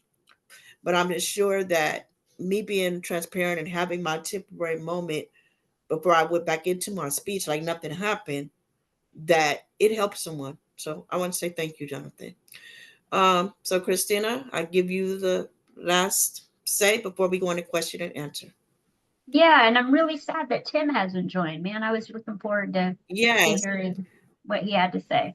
Let me interrupt a Yeah, little yeah. bit. He is going to join us at 12:30, so we're going to be able to do some questions and answers with the parents, and then he can get on to talk a little bit, and then we can have more chance to a few more questions probably. Cool. Okay, great. You know, Go ahead. I think to answer your question, Deeka, my perspective on disability has changed 360 degrees plus from childhood to adulthood to middle age ness in so many different ways. But I think what's really, really important is that while I love, and am deeply passionate about disability policy across all age spans, I think doing stuff like this is so important because, again, how I started, the professional disability world is a bubble. And I often think about how we're missing people on the ground and how we need to be having conversations with families and people that don't identify yet and getting into the school systems, getting into the senior centers. Like, disability is everywhere. And while I love disability policy and I loved when I organized Disability Capital Action Day for all those years, Disability Capital Action Day was actually one of my favorite things to do because it was the day that I felt like I was truly with my people and that it wasn't about just disabled professionals. It was about meeting people from all walks of life across California, whether they were disabled folks, parents, caregivers, allies, whatever. While we're so busy trying to fix and make the world a better place, we're not, in my opinion, having enough authentic conversations like this about real life situations where people can really hear each other and know that there's no right or wrong. We've all had a variety of different experiences and that we just need to be able to connect. And I often say that while I know social media is incredibly evil in a lot of ways, for the disability community, it has also been a really amazing tool to bring us together. And while you need to have money to pay for the internet, many of us, most of us, are able to connect some way through social media on our phones or something that we didn't have when most of us here, right, were younger.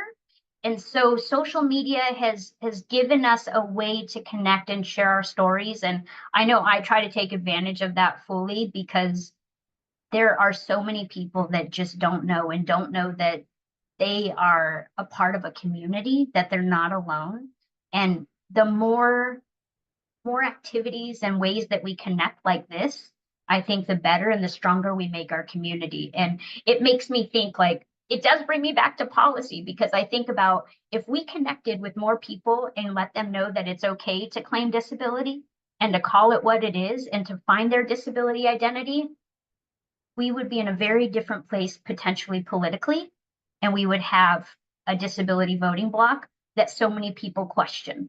And I don't want to take it to a different conversation, but I just feel like those are the ways my disability perspective have changed my life. And like Andy said, and like Jonathan said, it's a very positive experience for me, but it's also very personal and very unique. And I think that that's okay. We just need to get more people to understand that that's okay. That is okay. And acceptance is going to come or not come, but it can happen at any given time, just like disability can happen at any given time. And Christina, you're doing a lot on TikTok, a lot more than most people I know. And so I think you're delivering a real talk message around disability on TikTok. And I think if you partner with Jonathan, you could probably reach a bigger audience.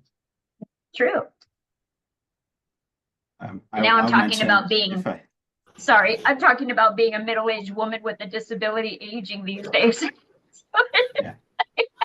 I'll respectfully not try to jump on that part of the conversation.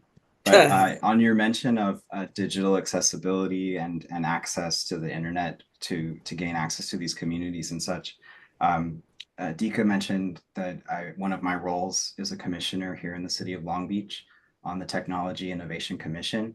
Today happens to be the last day of National Digital Inclusion Week. The city of Long Beach, just go ahead and go to the website, search digital inclusion. There are several programs. Some we're trying to get renewed from pandemic times, but there are some basic programs to try to help people get a little more access to internet, to hotspots. Remember, for anyone who's here, the library, you can go check out hotspots. That's something we offer right here. Part of my giving back, as I'm learning all about myself, you see me participating here today. I'm honored to do so, but I bring this experience and my experience and my engineering background combined with it to this role, and really bring an intersectional viewpoint to the vice chair position for the Technology Innovation Commission in town. So go check out longbeach.gov/TI and look for resources that can help you and anyone else just get access to digital. Thank you for mentioning that, Jonathan. One of the programs that I started in my former job was the Digital Access Project, and it was through the Connectivity Fund and making sure folks with disabilities had access to the internet and affordable internet options. With that, I will also mention, I did help start a youth program called Yo Disabled and Proud, Youth Organizing Disabled and Proud. And I only bring that up because today is also the last day of California's Disability History Week. And that was something that the youth through Yo Disabled and Proud started.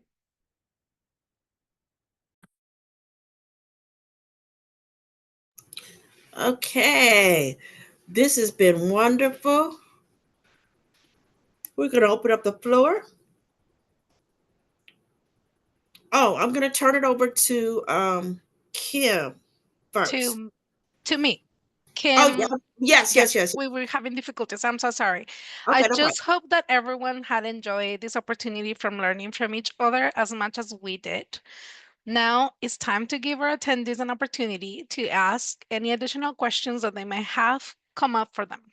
So I know that this might need or help from the translator. So, por favor, si tienen preguntas, es su momento y pueden levantar su manita. Deaka?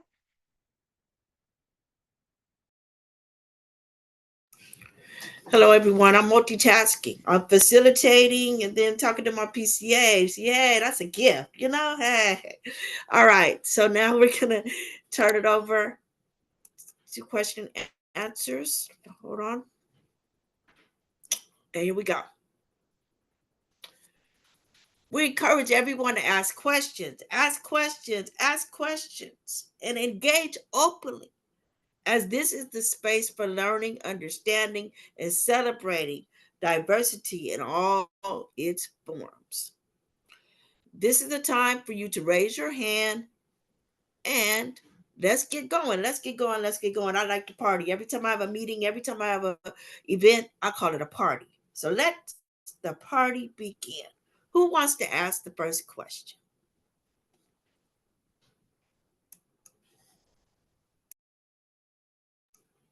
Okay, Andy? Yeah, this is Andy. I guess I have a question for Christina. My sense is that you've done a lot of different things in your career and you have a lot of different skills and talent. In my experience, you prioritize your role as a parent more than most people I know, whether they have a disabled child or not. And I'm just wondering,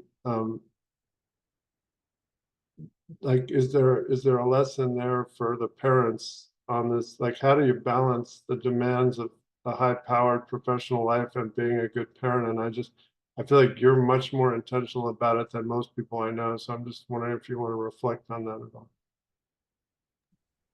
Thanks, Andy.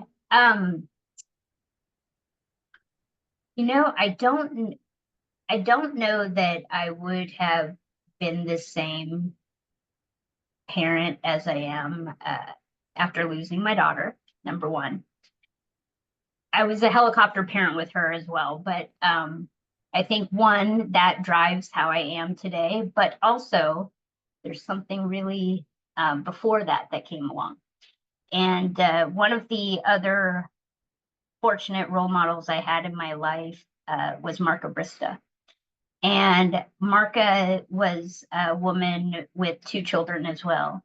And before I ever even thought about having kids, before I was married, in passing, Marka was having a conversation with a group of young women. And one of the things she said that has always stuck with me was that her kids were adults by this point, and one of her children was really having a tough time. And she said, I wish I would have prioritized my children over my career. And that has stuck with me through and through. And I think always, like, I am going to prioritize. I think about the 10 years of my son's life and how quick they've gone by. It's been like a blink of an eye. He's 10 years old now. It's going to go faster as time goes on. And I'm not going to be able to get this time back. And when he's off in college and doing his thing, I can continue to work my heart out during that time. I'm not that old, right? I think that I have years to do what I'm supposed to do in disability and aging community. And so right now, my purpose is to make sure that I'm prioritizing my family, because I'm not going to get that time back. Thank you very much. Very good question. Does anybody in the audience have questions? Going once, going twice? Well, I'll No count, right? questions? Huh? I What's that? count too, right? I Yeah, am yes, dying to I ask. count too. So yes, go ahead. I wanted to find out a little bit, or Jonathan, how you felt when you got your diagnosis. Like, was it a big surprise, or it was already something that you felt like was Yeah. already given? Thank you for asking that.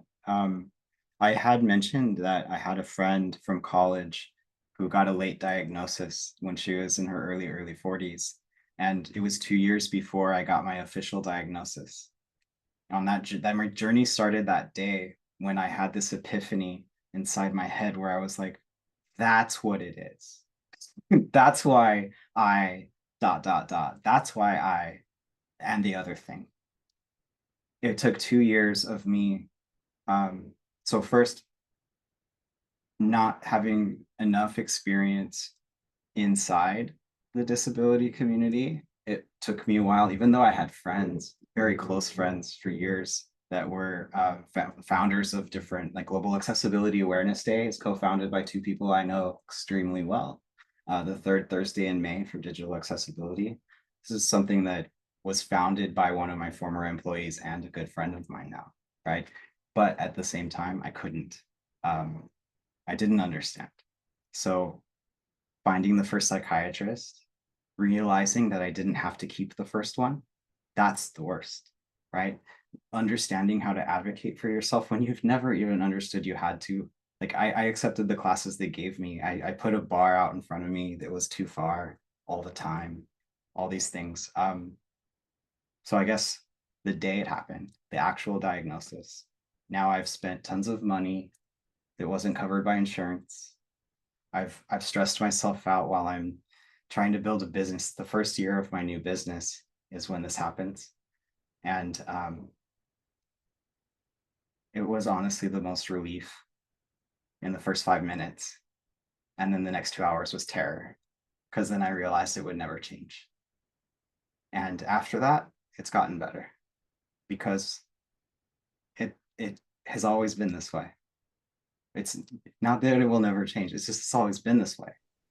It's to take a veil off, look at the world more clean and clear. Yeah, it's hard, but yeah, it was shock, the calm, terror, and then now we get to work. So and now I'm definitely at the sharing part.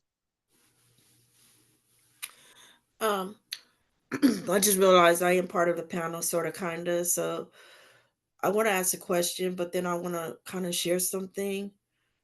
I think Christina is helping me because she's saying this is a space where we can be free to be open and transparent in a safe spot. I mean, a place. So I'm going to share this just to help parents when they're raising their disabled child.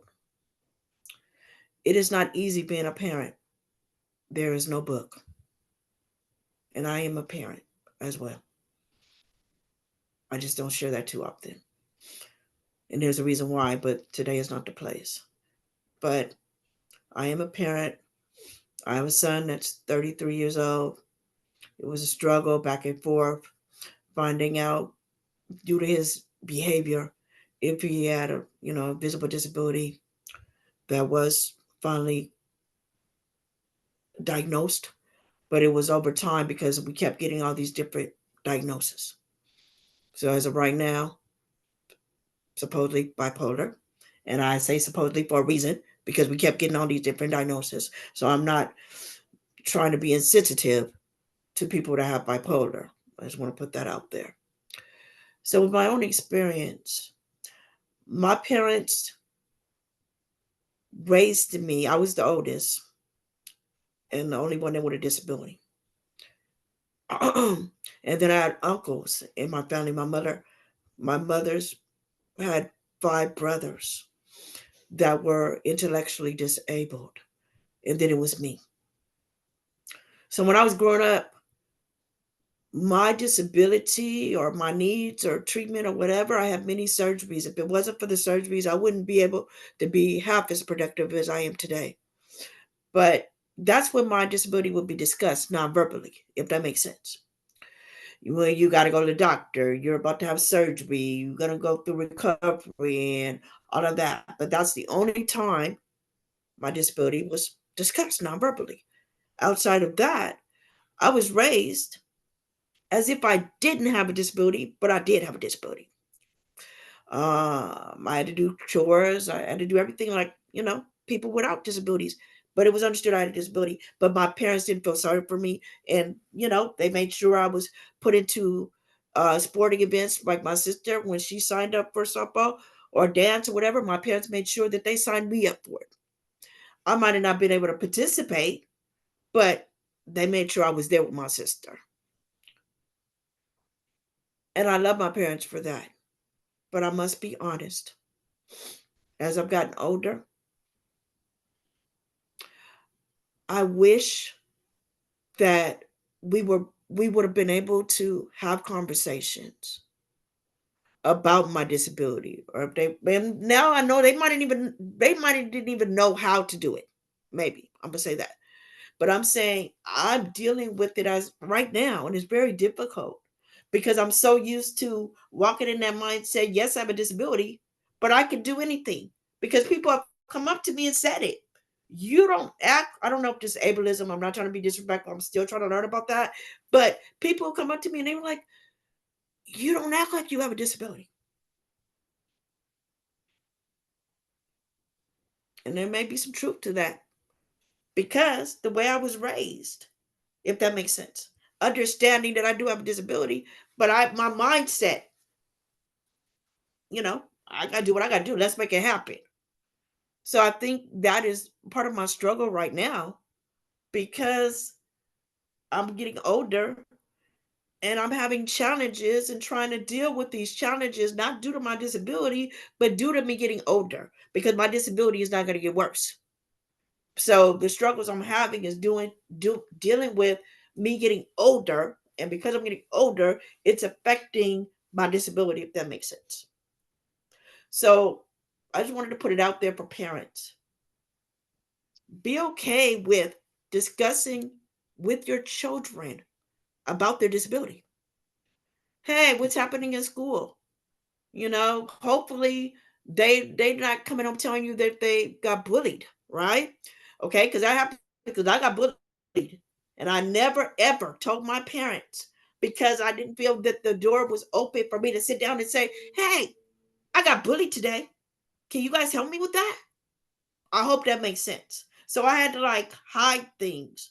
And then when I did get bullied one day, my father just happened to be home because I grew up where you come home, do your homework, you cook, and get ready for bed and get things in order before we get home, my parents. So I was bullied really bad. I was threatened, said I was going to get beat up. And usually when I got bullied, I would go through it and stop crying and get myself together, and I could nothing ever happened. But this day I couldn't do it because my father was home and I didn't know he was gonna be home. I went to open the door and I'm crying, and my dad was there, and I couldn't hide it. I couldn't wipe my face and say, "Oh, I'm okay." This right here changed my life forever. My father, for the first time and the last time, acknowledged my disability openly, and he said, "I'm sorry that you went through that, but I want you to know something, Dika. You're different. You're always going to be different. And there's nothing you cannot do if you put your mind to it." And that is what drives me today. It might drive me even a little too far. People got to be like, "Dika, can you bring it down a notch?" But I shared that story to help parents through my experience with my parents, and they didn't do anything wrong. It just, they didn't know how to have that conversation with me. So please, parents, have those conversations with your children. Ask them, be real with them. You know what? Have you been bullied today? Or have you ever been bullied? You having a disability, does it bother you? I mean, have those, so then when they get my age, they'll be able to deal with it better. So I hope that helps someone. Dika, can I comment on Jonathan's diagnosis? Yeah. Right? Yes. Myra, am I correct that the Titchener Clinic, I hope I'm pronouncing you right, that the clinic, one of the things you do is give children a diagnosis? Is that correct? No, well, we don't diagnose for we don't have a psychologist in here, so we don't do that type of diagnosis. We do help with diagnosis for the early intervention kids only when they're coming here, but most of our service is rehabilitation. So we mostly provide the physical, the occupational speech therapy, and we do have an orthopedic doctor who oversees all of our programs. But we don't do those. We will connect them. We So, definitely will help them connect to whoever needs to be helping them out. so the kids that come to your clinic typically already have a diagnosis, is that right? Not all the time. So we have an early intervention program that it's for kids. We start services at 0. And there might be happening that a parent knows that something is happening to their kid. They will come to us and we will help them out, figure out the problem, and then help them with the solution and the therapy, and also guide them to where they need to go to get those diagnoses and where they need to go to get the right service if we're not the right provider. Well, the point that I was going to make is kind of when a child gets a diagnosis and the family learns of the diagnosis, there's an opportunity to surround that diagnosis with information that can help the child or the family understand it, understand the good, the bad, and the ugly, understand what's possible for people to achieve with that diagnosis. And often they're not going to get that from the person who's giving them the diagnosis. So to the extent that your clinic is a place where you can learn about these things in a more holistic way and come away with high expectations along the lines that Dika described, to me, that's a very important role that your clinic can play. Thank you, Thank you, Andy. Andy. That's one of the bigger part that we do have in the clinic. We're trying to make this holistic family center care and connect them and guide them. We see a lot of those families coming with younger kids in our early intervention program. And our whole idea is as they come in, may not be diagnosed yet, but they're presenting some red flags. There is some challenges that they're having, and we're trying to incorporate this education and also the support to the parents so they know and they understand, and they not only they understand their kid and learn how to identify their concerns and the kids need, but also understand the system or the next program that it could help them out. And that's part of what we're doing with our family support. Thank you, Andy, and thank you, Myra. I realized that I was sharing, sharing and hope to help someone that's listening about my story, but I forgot I was supposed to ask my question. Christina. Deeka, wait, I just wanted to add to what you said, because this is Okay, thank you. What you shared was really incredibly important. And through the Youth Organizing Disabled and Proud program, I can't tell you how many times I would get, the program was for 16 to 24-year-olds. And most of the time we would have youth between 18 and 24, and we would have youth that wouldn't want to leave the program. So we would be flexible, right? The one thing that constantly came up from youth that had just started, usually in their second year of college, with non-visible disabilities, and many who identified as autistic, I cannot tell you how many times I heard them say, I wish my parents would have told me I was autistic. What you shared about parents talking to you about your disability is so important.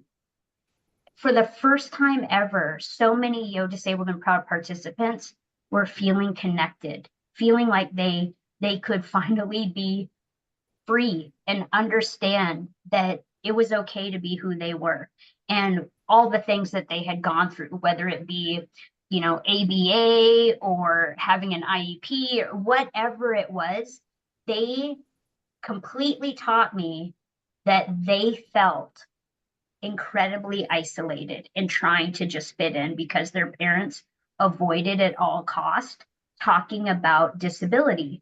And that's why I'm a big supporter of not using all these other names to just talk about disability. Disability is not a bad word.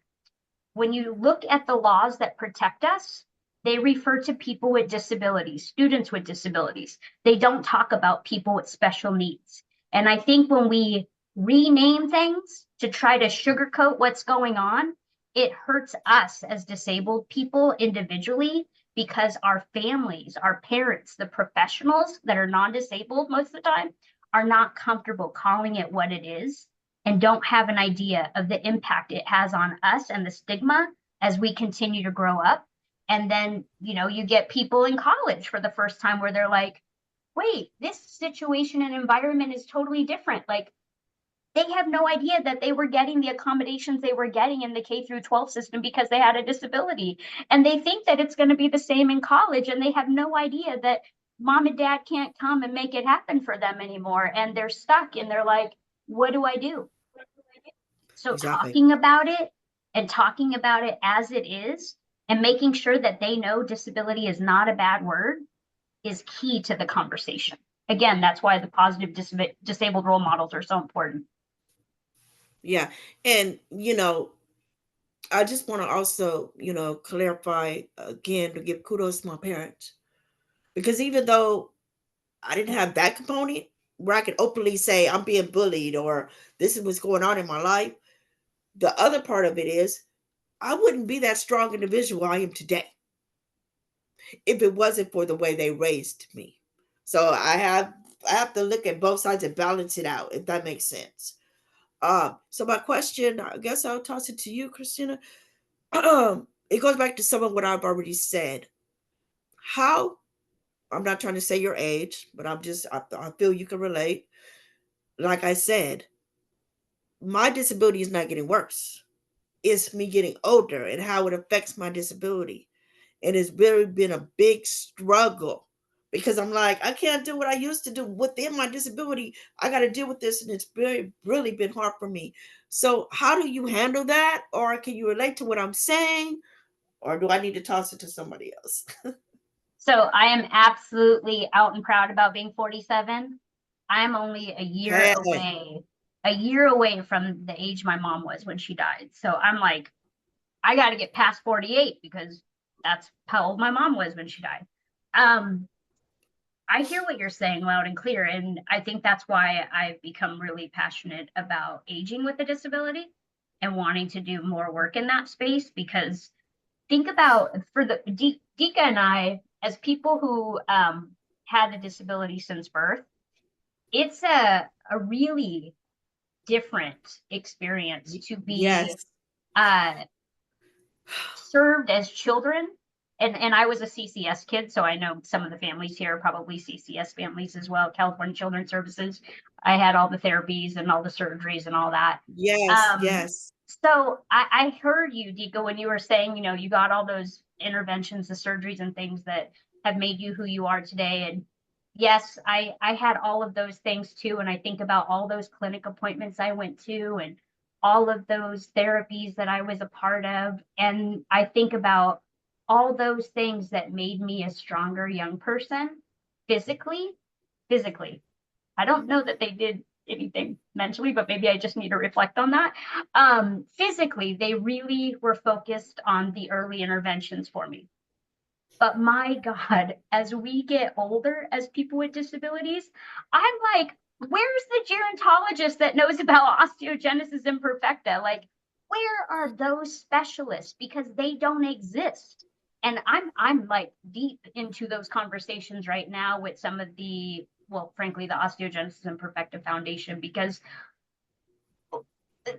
all these things happen to you as you age, whether you have a disability or not. But while they're happening to me, I'm like, can we just like take a break? Because I also have a primary disability called osteogenesis imperfecta. So like, if you need to do this, we need to take this into account. And it's like, it doesn't happen. So when we were young, we were so lucky to get that specialty care and, make us the best that we could be. And now as we age, it's like, where do we go? How do we do it? Who do I talk to? Who do I know that's gone through that? Because there is, so far for me, there has not been any expertise that know anything about aging with OI or my husband's doing the same thing. He just got diagnosed with a serious situation in his spine and spinal stenosis. And we're like, who can we talk to? Who are the experts as we age? Because we want to have our best quality of life. And so I think if I were, and I tell Sage this, my son, one of the things I think we need to do as we are doing early intervention and as we are supporting young people through CCS and other clinical type environments is preparing them for self-advocacy and knowing that we are our own healthcare experts and that we are going to have to do a lot of work to find the doctors that we need that can truly, truly care for us and hear us and understand our pre-existing conditions when we're adults and aging. Because right now, I'm on a journey and it's definitely where I want to see probably more of my career time focused, because aging with a disability is something that I think has been ignored. So I hear you, Deeka, and there's a lot to do in that area. So you're not alone. Thank you. Even though I'm kind of mad because I was kind of getting emotional, but I'll get over being mad because it was a safe place today, and I really believe that somebody else needed to hear my story. So we're gonna wrap it up, but I'm gonna allow Esmeralda Mora to ask her question. Okay.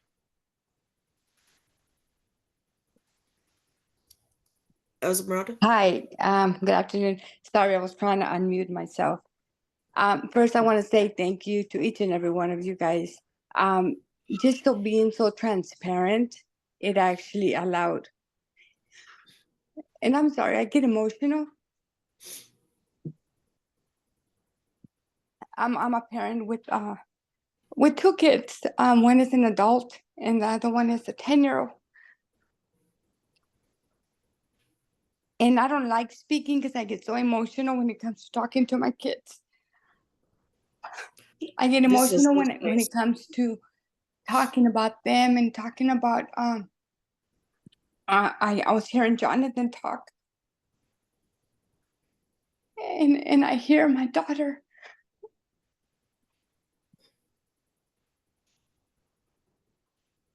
I'm so sorry. You don't need to apologize. We got you. This is a safe space. Take your time, breathe, and say what you need to say. We're not going nowhere. Yeah, when I hear Jonathan, I hear my daughter talk. She's 10, and just hearing him talk, she's going through all these struggles. And just the fact that when she tells me, now she got one friend, but before now she's in the 5th grade, and all these years is like she would always be by herself. And I try to encourage her, but I just get sometimes overwhelmed with just sometimes the way she acts and stuff like that. And I'm sorry if I keep jumping back and forth. It's just I'm just so nervous, you know. But You're doing fine. I just Go want to ahead. thank you guys because you guys are being very transparent, and it allows me to be as transparent as I can when it comes to speaking. My son is deafblind with multiple disabilities also. So we're also going through some challenges and struggles with him, just, in some things. And he's here with me, and I asked him if he wanted to share something. But I know that he also um, gets a lot of like anxiety just talking, about his disabilities. Um, but I just want to thank you guys for just really sharing your stories because they're very inspiring. I know Anthony was talking about, oh, Andy, I'm sorry. He was talking about even we as parents, we can have disabilities and we don't even know it. I know I was talking to Dika in some of the struggles that you guys even went through. It's like I don't know how even I got through some struggles and I was never diagnosed. And I'm thinking, okay, well, is maybe something going on with me because I was never diagnosed, but I just went through, so many struggles in life and not being able to focus on certain areas, not being able to learn in certain things. So, just hearing Jonathan talk about how he was diagnosed at a later stage, it makes us think it's like, okay, we as parents, probably I need to get diagnosed. And I probably say that as a joke and stuff like that, but in reality, it's true because there's so many things that come up. I see my daughter having certain challenges, and I'm thinking, I went through that too. And I didn't have any friends. I was bullied when I was little. I like to um, isolate myself because I'm thinking people are gonna judge me. So when I hear you guys speak about all your challenges and having this meeting and being open, it's like and not being judged, it makes me feel comfortable enough to say, you know what? I can share and nobody's gonna pinpoint of what I'm saying or just judge me in general, which is something that I went through all through my life. So when I hear you guys, talk about all your struggles, it gives me encouragement to speak up. And I'm gonna say something. When you guys opened it to the public for us to say something, it took me like 15 minutes because I couldn't press the button to speak because I start getting anxious. I start getting nervous because if somebody says, okay, say something or it's your turn, my heart starts racing and I get anxiety because I'm thinking, what am I going to say? If I say something, I'm going to say the dumb question. I mean, all these thoughts come into my mind and it's like, it, and I couldn't press the button. I just couldn't. So I said, you know what? I'm just gonna go ahead and just press it and just tell you guys thank you for just being an inspiration to me as a parent. And yeah, just thank you. just really thank you, because it is an inspiration for me to really speak up for my son. I try have him. He is an advocate for himself, and I also advocate for him. But I wish I could be doing more than just I wish I could just be doing more, for him and for my daughter also. I mean, she has ADHD, and it's like just how to cope with that, because that is a totally different disability than the one my son has. So again, hearing Jonathan's stories, like, okay, just knowing the difference. Okay, how do I deal with certain attitudes, certain behaviors that she's doing, and because it gives me anxiety too, just when I see her, and it's like, okay, hold on, and she gets me anxious, and just knowing how to deal with it, Jonathan. I don't, if you could just give me some kind of how to deal with it, I mean, as a parent, and not contribute that anxiety that I have, or that frustration into her that she's already dealing with so much. Thank you, Esmeralda. We're gonna Yeah. let a few moments or seconds, a few minutes for Jonathan to reply, and then we're gonna go with Team Jane, who is already here. So go ahead, Jonathan. Um, thank you so much for sharing, and we share in common. This takes me a while to think of what I want to say, and most of the words I've said today, I wrote days ago in various ways. So don't think that I'm just ready to go. So you're safe here. I wish I could put myself in your shoes. There's so much speculation I would have to make, because my parents didn't know when I was in your daughter's shoes, if I ever was. But I'll say this: you're here. You're doing something. You're already on the path that you're speaking. The fact that you're asking, should I look at myself? That's a thing that most people just don't do. So just know that you're already there. That's my biggest advice, is just reinforcing that you're on the path, and look around this room, because it's your peers, it's the Tishner Clinic, and then it's the speakers they're here sharing their stories, and we're all here for you. So some of us you can find on the social medias. Mine's a little more wacky than inspirational, but some inspiration at the time. I use it for experiments of fun digital media things. But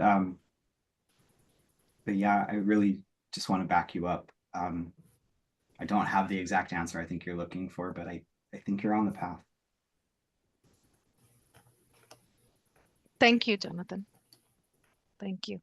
Well, thank you all for your thoughtful questions and engagement through today's discussion. We are going to give some time to our friend Tim Jane, who is now here, and he's ready to share. Thank you so much. Hi, everyone, I'm Tim.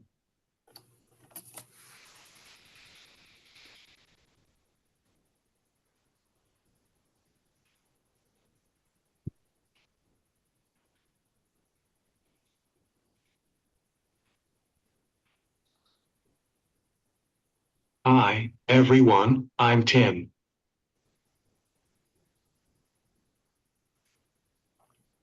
As you can see, I'm in a wheelchair, and I can't use my hands or speak clearly because I have cerebral palsy. My CP happened during birth due to a lack of oxygen when the umbilical cord wrapped around my neck. Maybe the doctor didn't slap me hard enough, or maybe my parents partied a little too much the night before. If you're giving me a sad look right now, the joke probably didn't land, but don't worry, that happens a lot. I prefer when people laugh with me because, honestly, my humor can get a little awkward. But that's how I've always navigated life. Growing up, I actually had a pretty normal childhood, considering the challenges CP threw at me. My feet? Well, they're like your hands. I use them to type, drive my wheelchair, and even pick up a penny off the floor with my toes. My parents were incredibly supportive, and they loved telling stories of me as a kid, getting into everything with my toes. They quickly learned to childproof the house, especially after I kept tripping the circuit breaker. There were challenges, of course, but my family never isolated me. Being disabled and coming from an Asian culture wasn't always easy because of the stigmas around disability. But my family insisted that I live a full life. I played with my brothers and friends, doing things like playing cops and robbers. With my power chair, I had a definite edge. My parents were key in advocating for me and making sure I had access to the resources I needed, like therapists and assistive technology. For parents raising kids with disabilities, I'd say let your kids explore the world as much as possible. Don't hover or hold them back, push them to try new things, even when it feels hard. One of the best lessons my parents taught me was independence, and it's the reason I've been able to live on my own, with the help of caregivers, for almost 25 years. Socially, I've always been a bit of a magnet for people. I think it's because I don't let my disability define how I interact with others. Humor has been a great icebreaker for me. Most people get past the wheelchair pretty quickly when they see me as just another person. I've built lifelong friendships, and I've had some great social experiences. When I transitioned to mainstream school after attending a special school for disabled students, I was nervous, but I made friends fast. I even dated the homecoming queen in high school. When it comes to education, accommodations played a big part early on, like getting extra time on tests. But as I became more independent, I needed fewer of those services. I had a lot of support from my teachers, therapists, and family, which helped me build a strong foundation for learning. One of the most significant moments in my educational journey was transitioning from having an aide with me in every class to doing more things on my own. That independence was free and made me feel like I could fully participate in school life, just like everyone else. After graduating from Cal State Long Beach with a degree in speech communication, I worked in the educational publishing industry for over 16 years. I also was on the executive team for a nonprofit organization that advocates for the disabled community, and now I'm working for the Department of Developmental Services in their self-determination program, under programs and policy. Life has been good. I've done public speaking, including a TEDx talk on how to communicate with nonverbal people like me, and I'm involved in various advisory boards and groups. Outside of work, I love traveling, eating out, and hitting the gym whenever I can. So, I hope this gives you a glimpse into my journey. It's been full of ups and downs, but I'm living proof that, with support and determination, you can live a fulfilling life, no matter what challenges you face. In short, let your child take risks, make mistakes, and learn from them, while being there to guide them when necessary. If I can do something, I will, even if it takes longer. And if I need help, I'll ask. That's the kind of independence every parent should aim to instill in their kids. And remember, even when things get tough, a little humor can always make things better.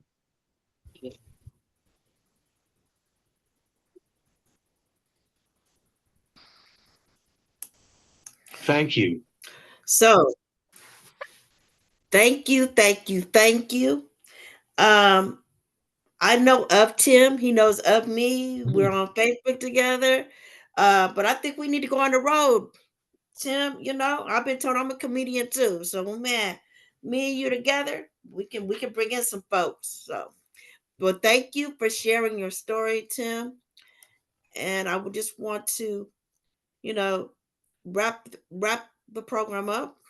I want to thank everyone for joining us today. And as we close, I want to say this. Let's carry forward the lessons we learned today about empathy, understanding, and the strength found in diversity. These conversations are vital in creating a more inclusive world, and we hope that this will just be the beginning. Thank you, all attendees, for your time, and we look forward to continuing this important dialogue in the future. Now, I will turn it over to Myra. Thank you. We really want to give a special thank you to all our panelists for their openness, honesty, and for sharing your personal stories with us.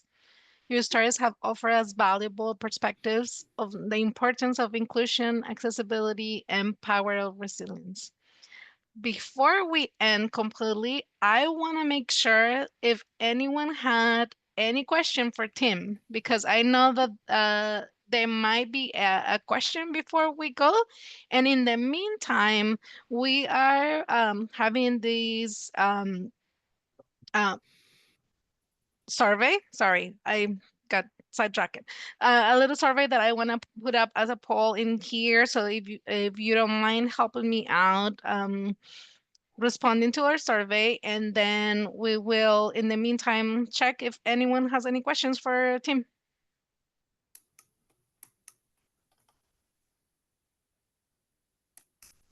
Andy, go ahead.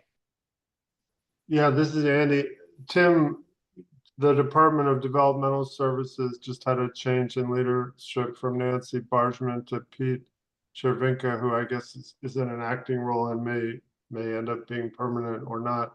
But I know one of the things that Pete is interested in is trying to get the department to be a better employer of people with disabilities, including people with intellectual and developmental disabilities. And I'm just wondering if you have any advice for Pete in his new role of how to get more folks working at the department with disabilities.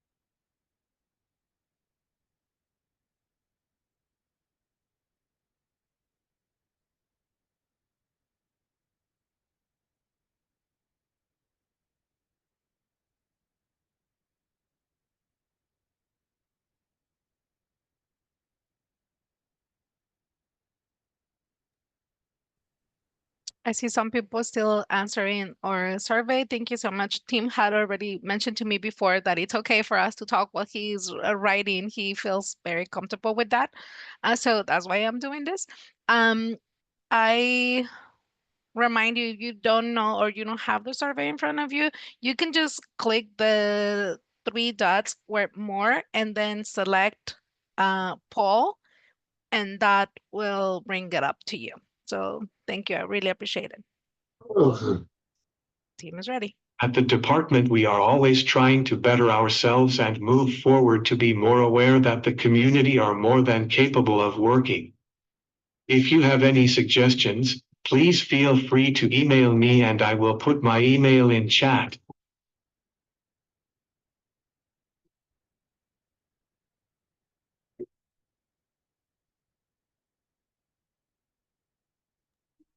Tim, did you already share what is your role at the department?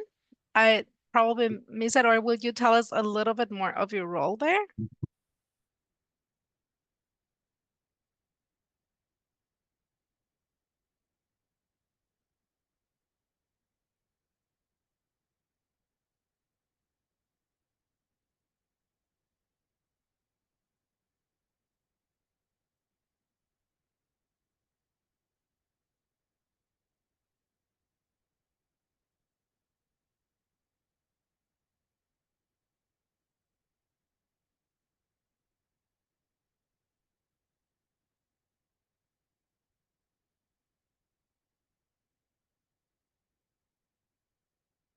I work for the Self-Determination Program team under Program and Policy.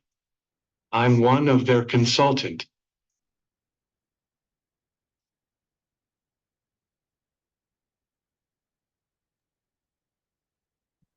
Great, thank you. Um, is there anyone else who would like to maybe say a quick few words before we said goodbye, or any other question? We will be able to take it. We have a few minutes. Otherwise, we appreciate it. We want to remind you this event aims to promote the importance of inclusion, independence, and the role of the community support. And we want to make sure that you guys know how much we are the parents appreciate for you to come and share and be so openly. Thank you so much. But please feel free to join if you guys have any thoughts. Myra, this is Andy. I just want to note, is Catherine Miles the executive director of the clinic? Randy? So Yes. I just wanted to say I'm impressed that you had your camera on the whole time and you didn't say anything. And that, to me, that's good leadership. Sometimes good leadership is just being quiet. So thank you for being a good leader. Oh, thank you, Andy. And I just want to thank all of you, all of our panelists for your sharing your stories and your openness today, and Myra for putting this together, and Kim. This is the, I think, third event that I have been able to attend, and have really enjoyed all of them. Thank you. Yes, there's been 10 years of this. 3 we've been able to have Catherine with us, is and we really appreciated the support. This is a Kim's baby. Kim had started this conversation with, and she wanted the parents to hear from other self-advocates. She really encouraged everyone to be here and try to learn from each other and give us some hope. And this has been such a great opportunity every year. And I know that it will be, it should be more. It's just hard. You guys see that it's really hard to get all together, but we really appreciate it, and thank you so much for being here. Thank you for inviting us. It's really been great. And Kim was very strategic. She outreached and made sure that we, at least me, I was available early in the year. So thank you, Kim. And I'm glad you're feeling better.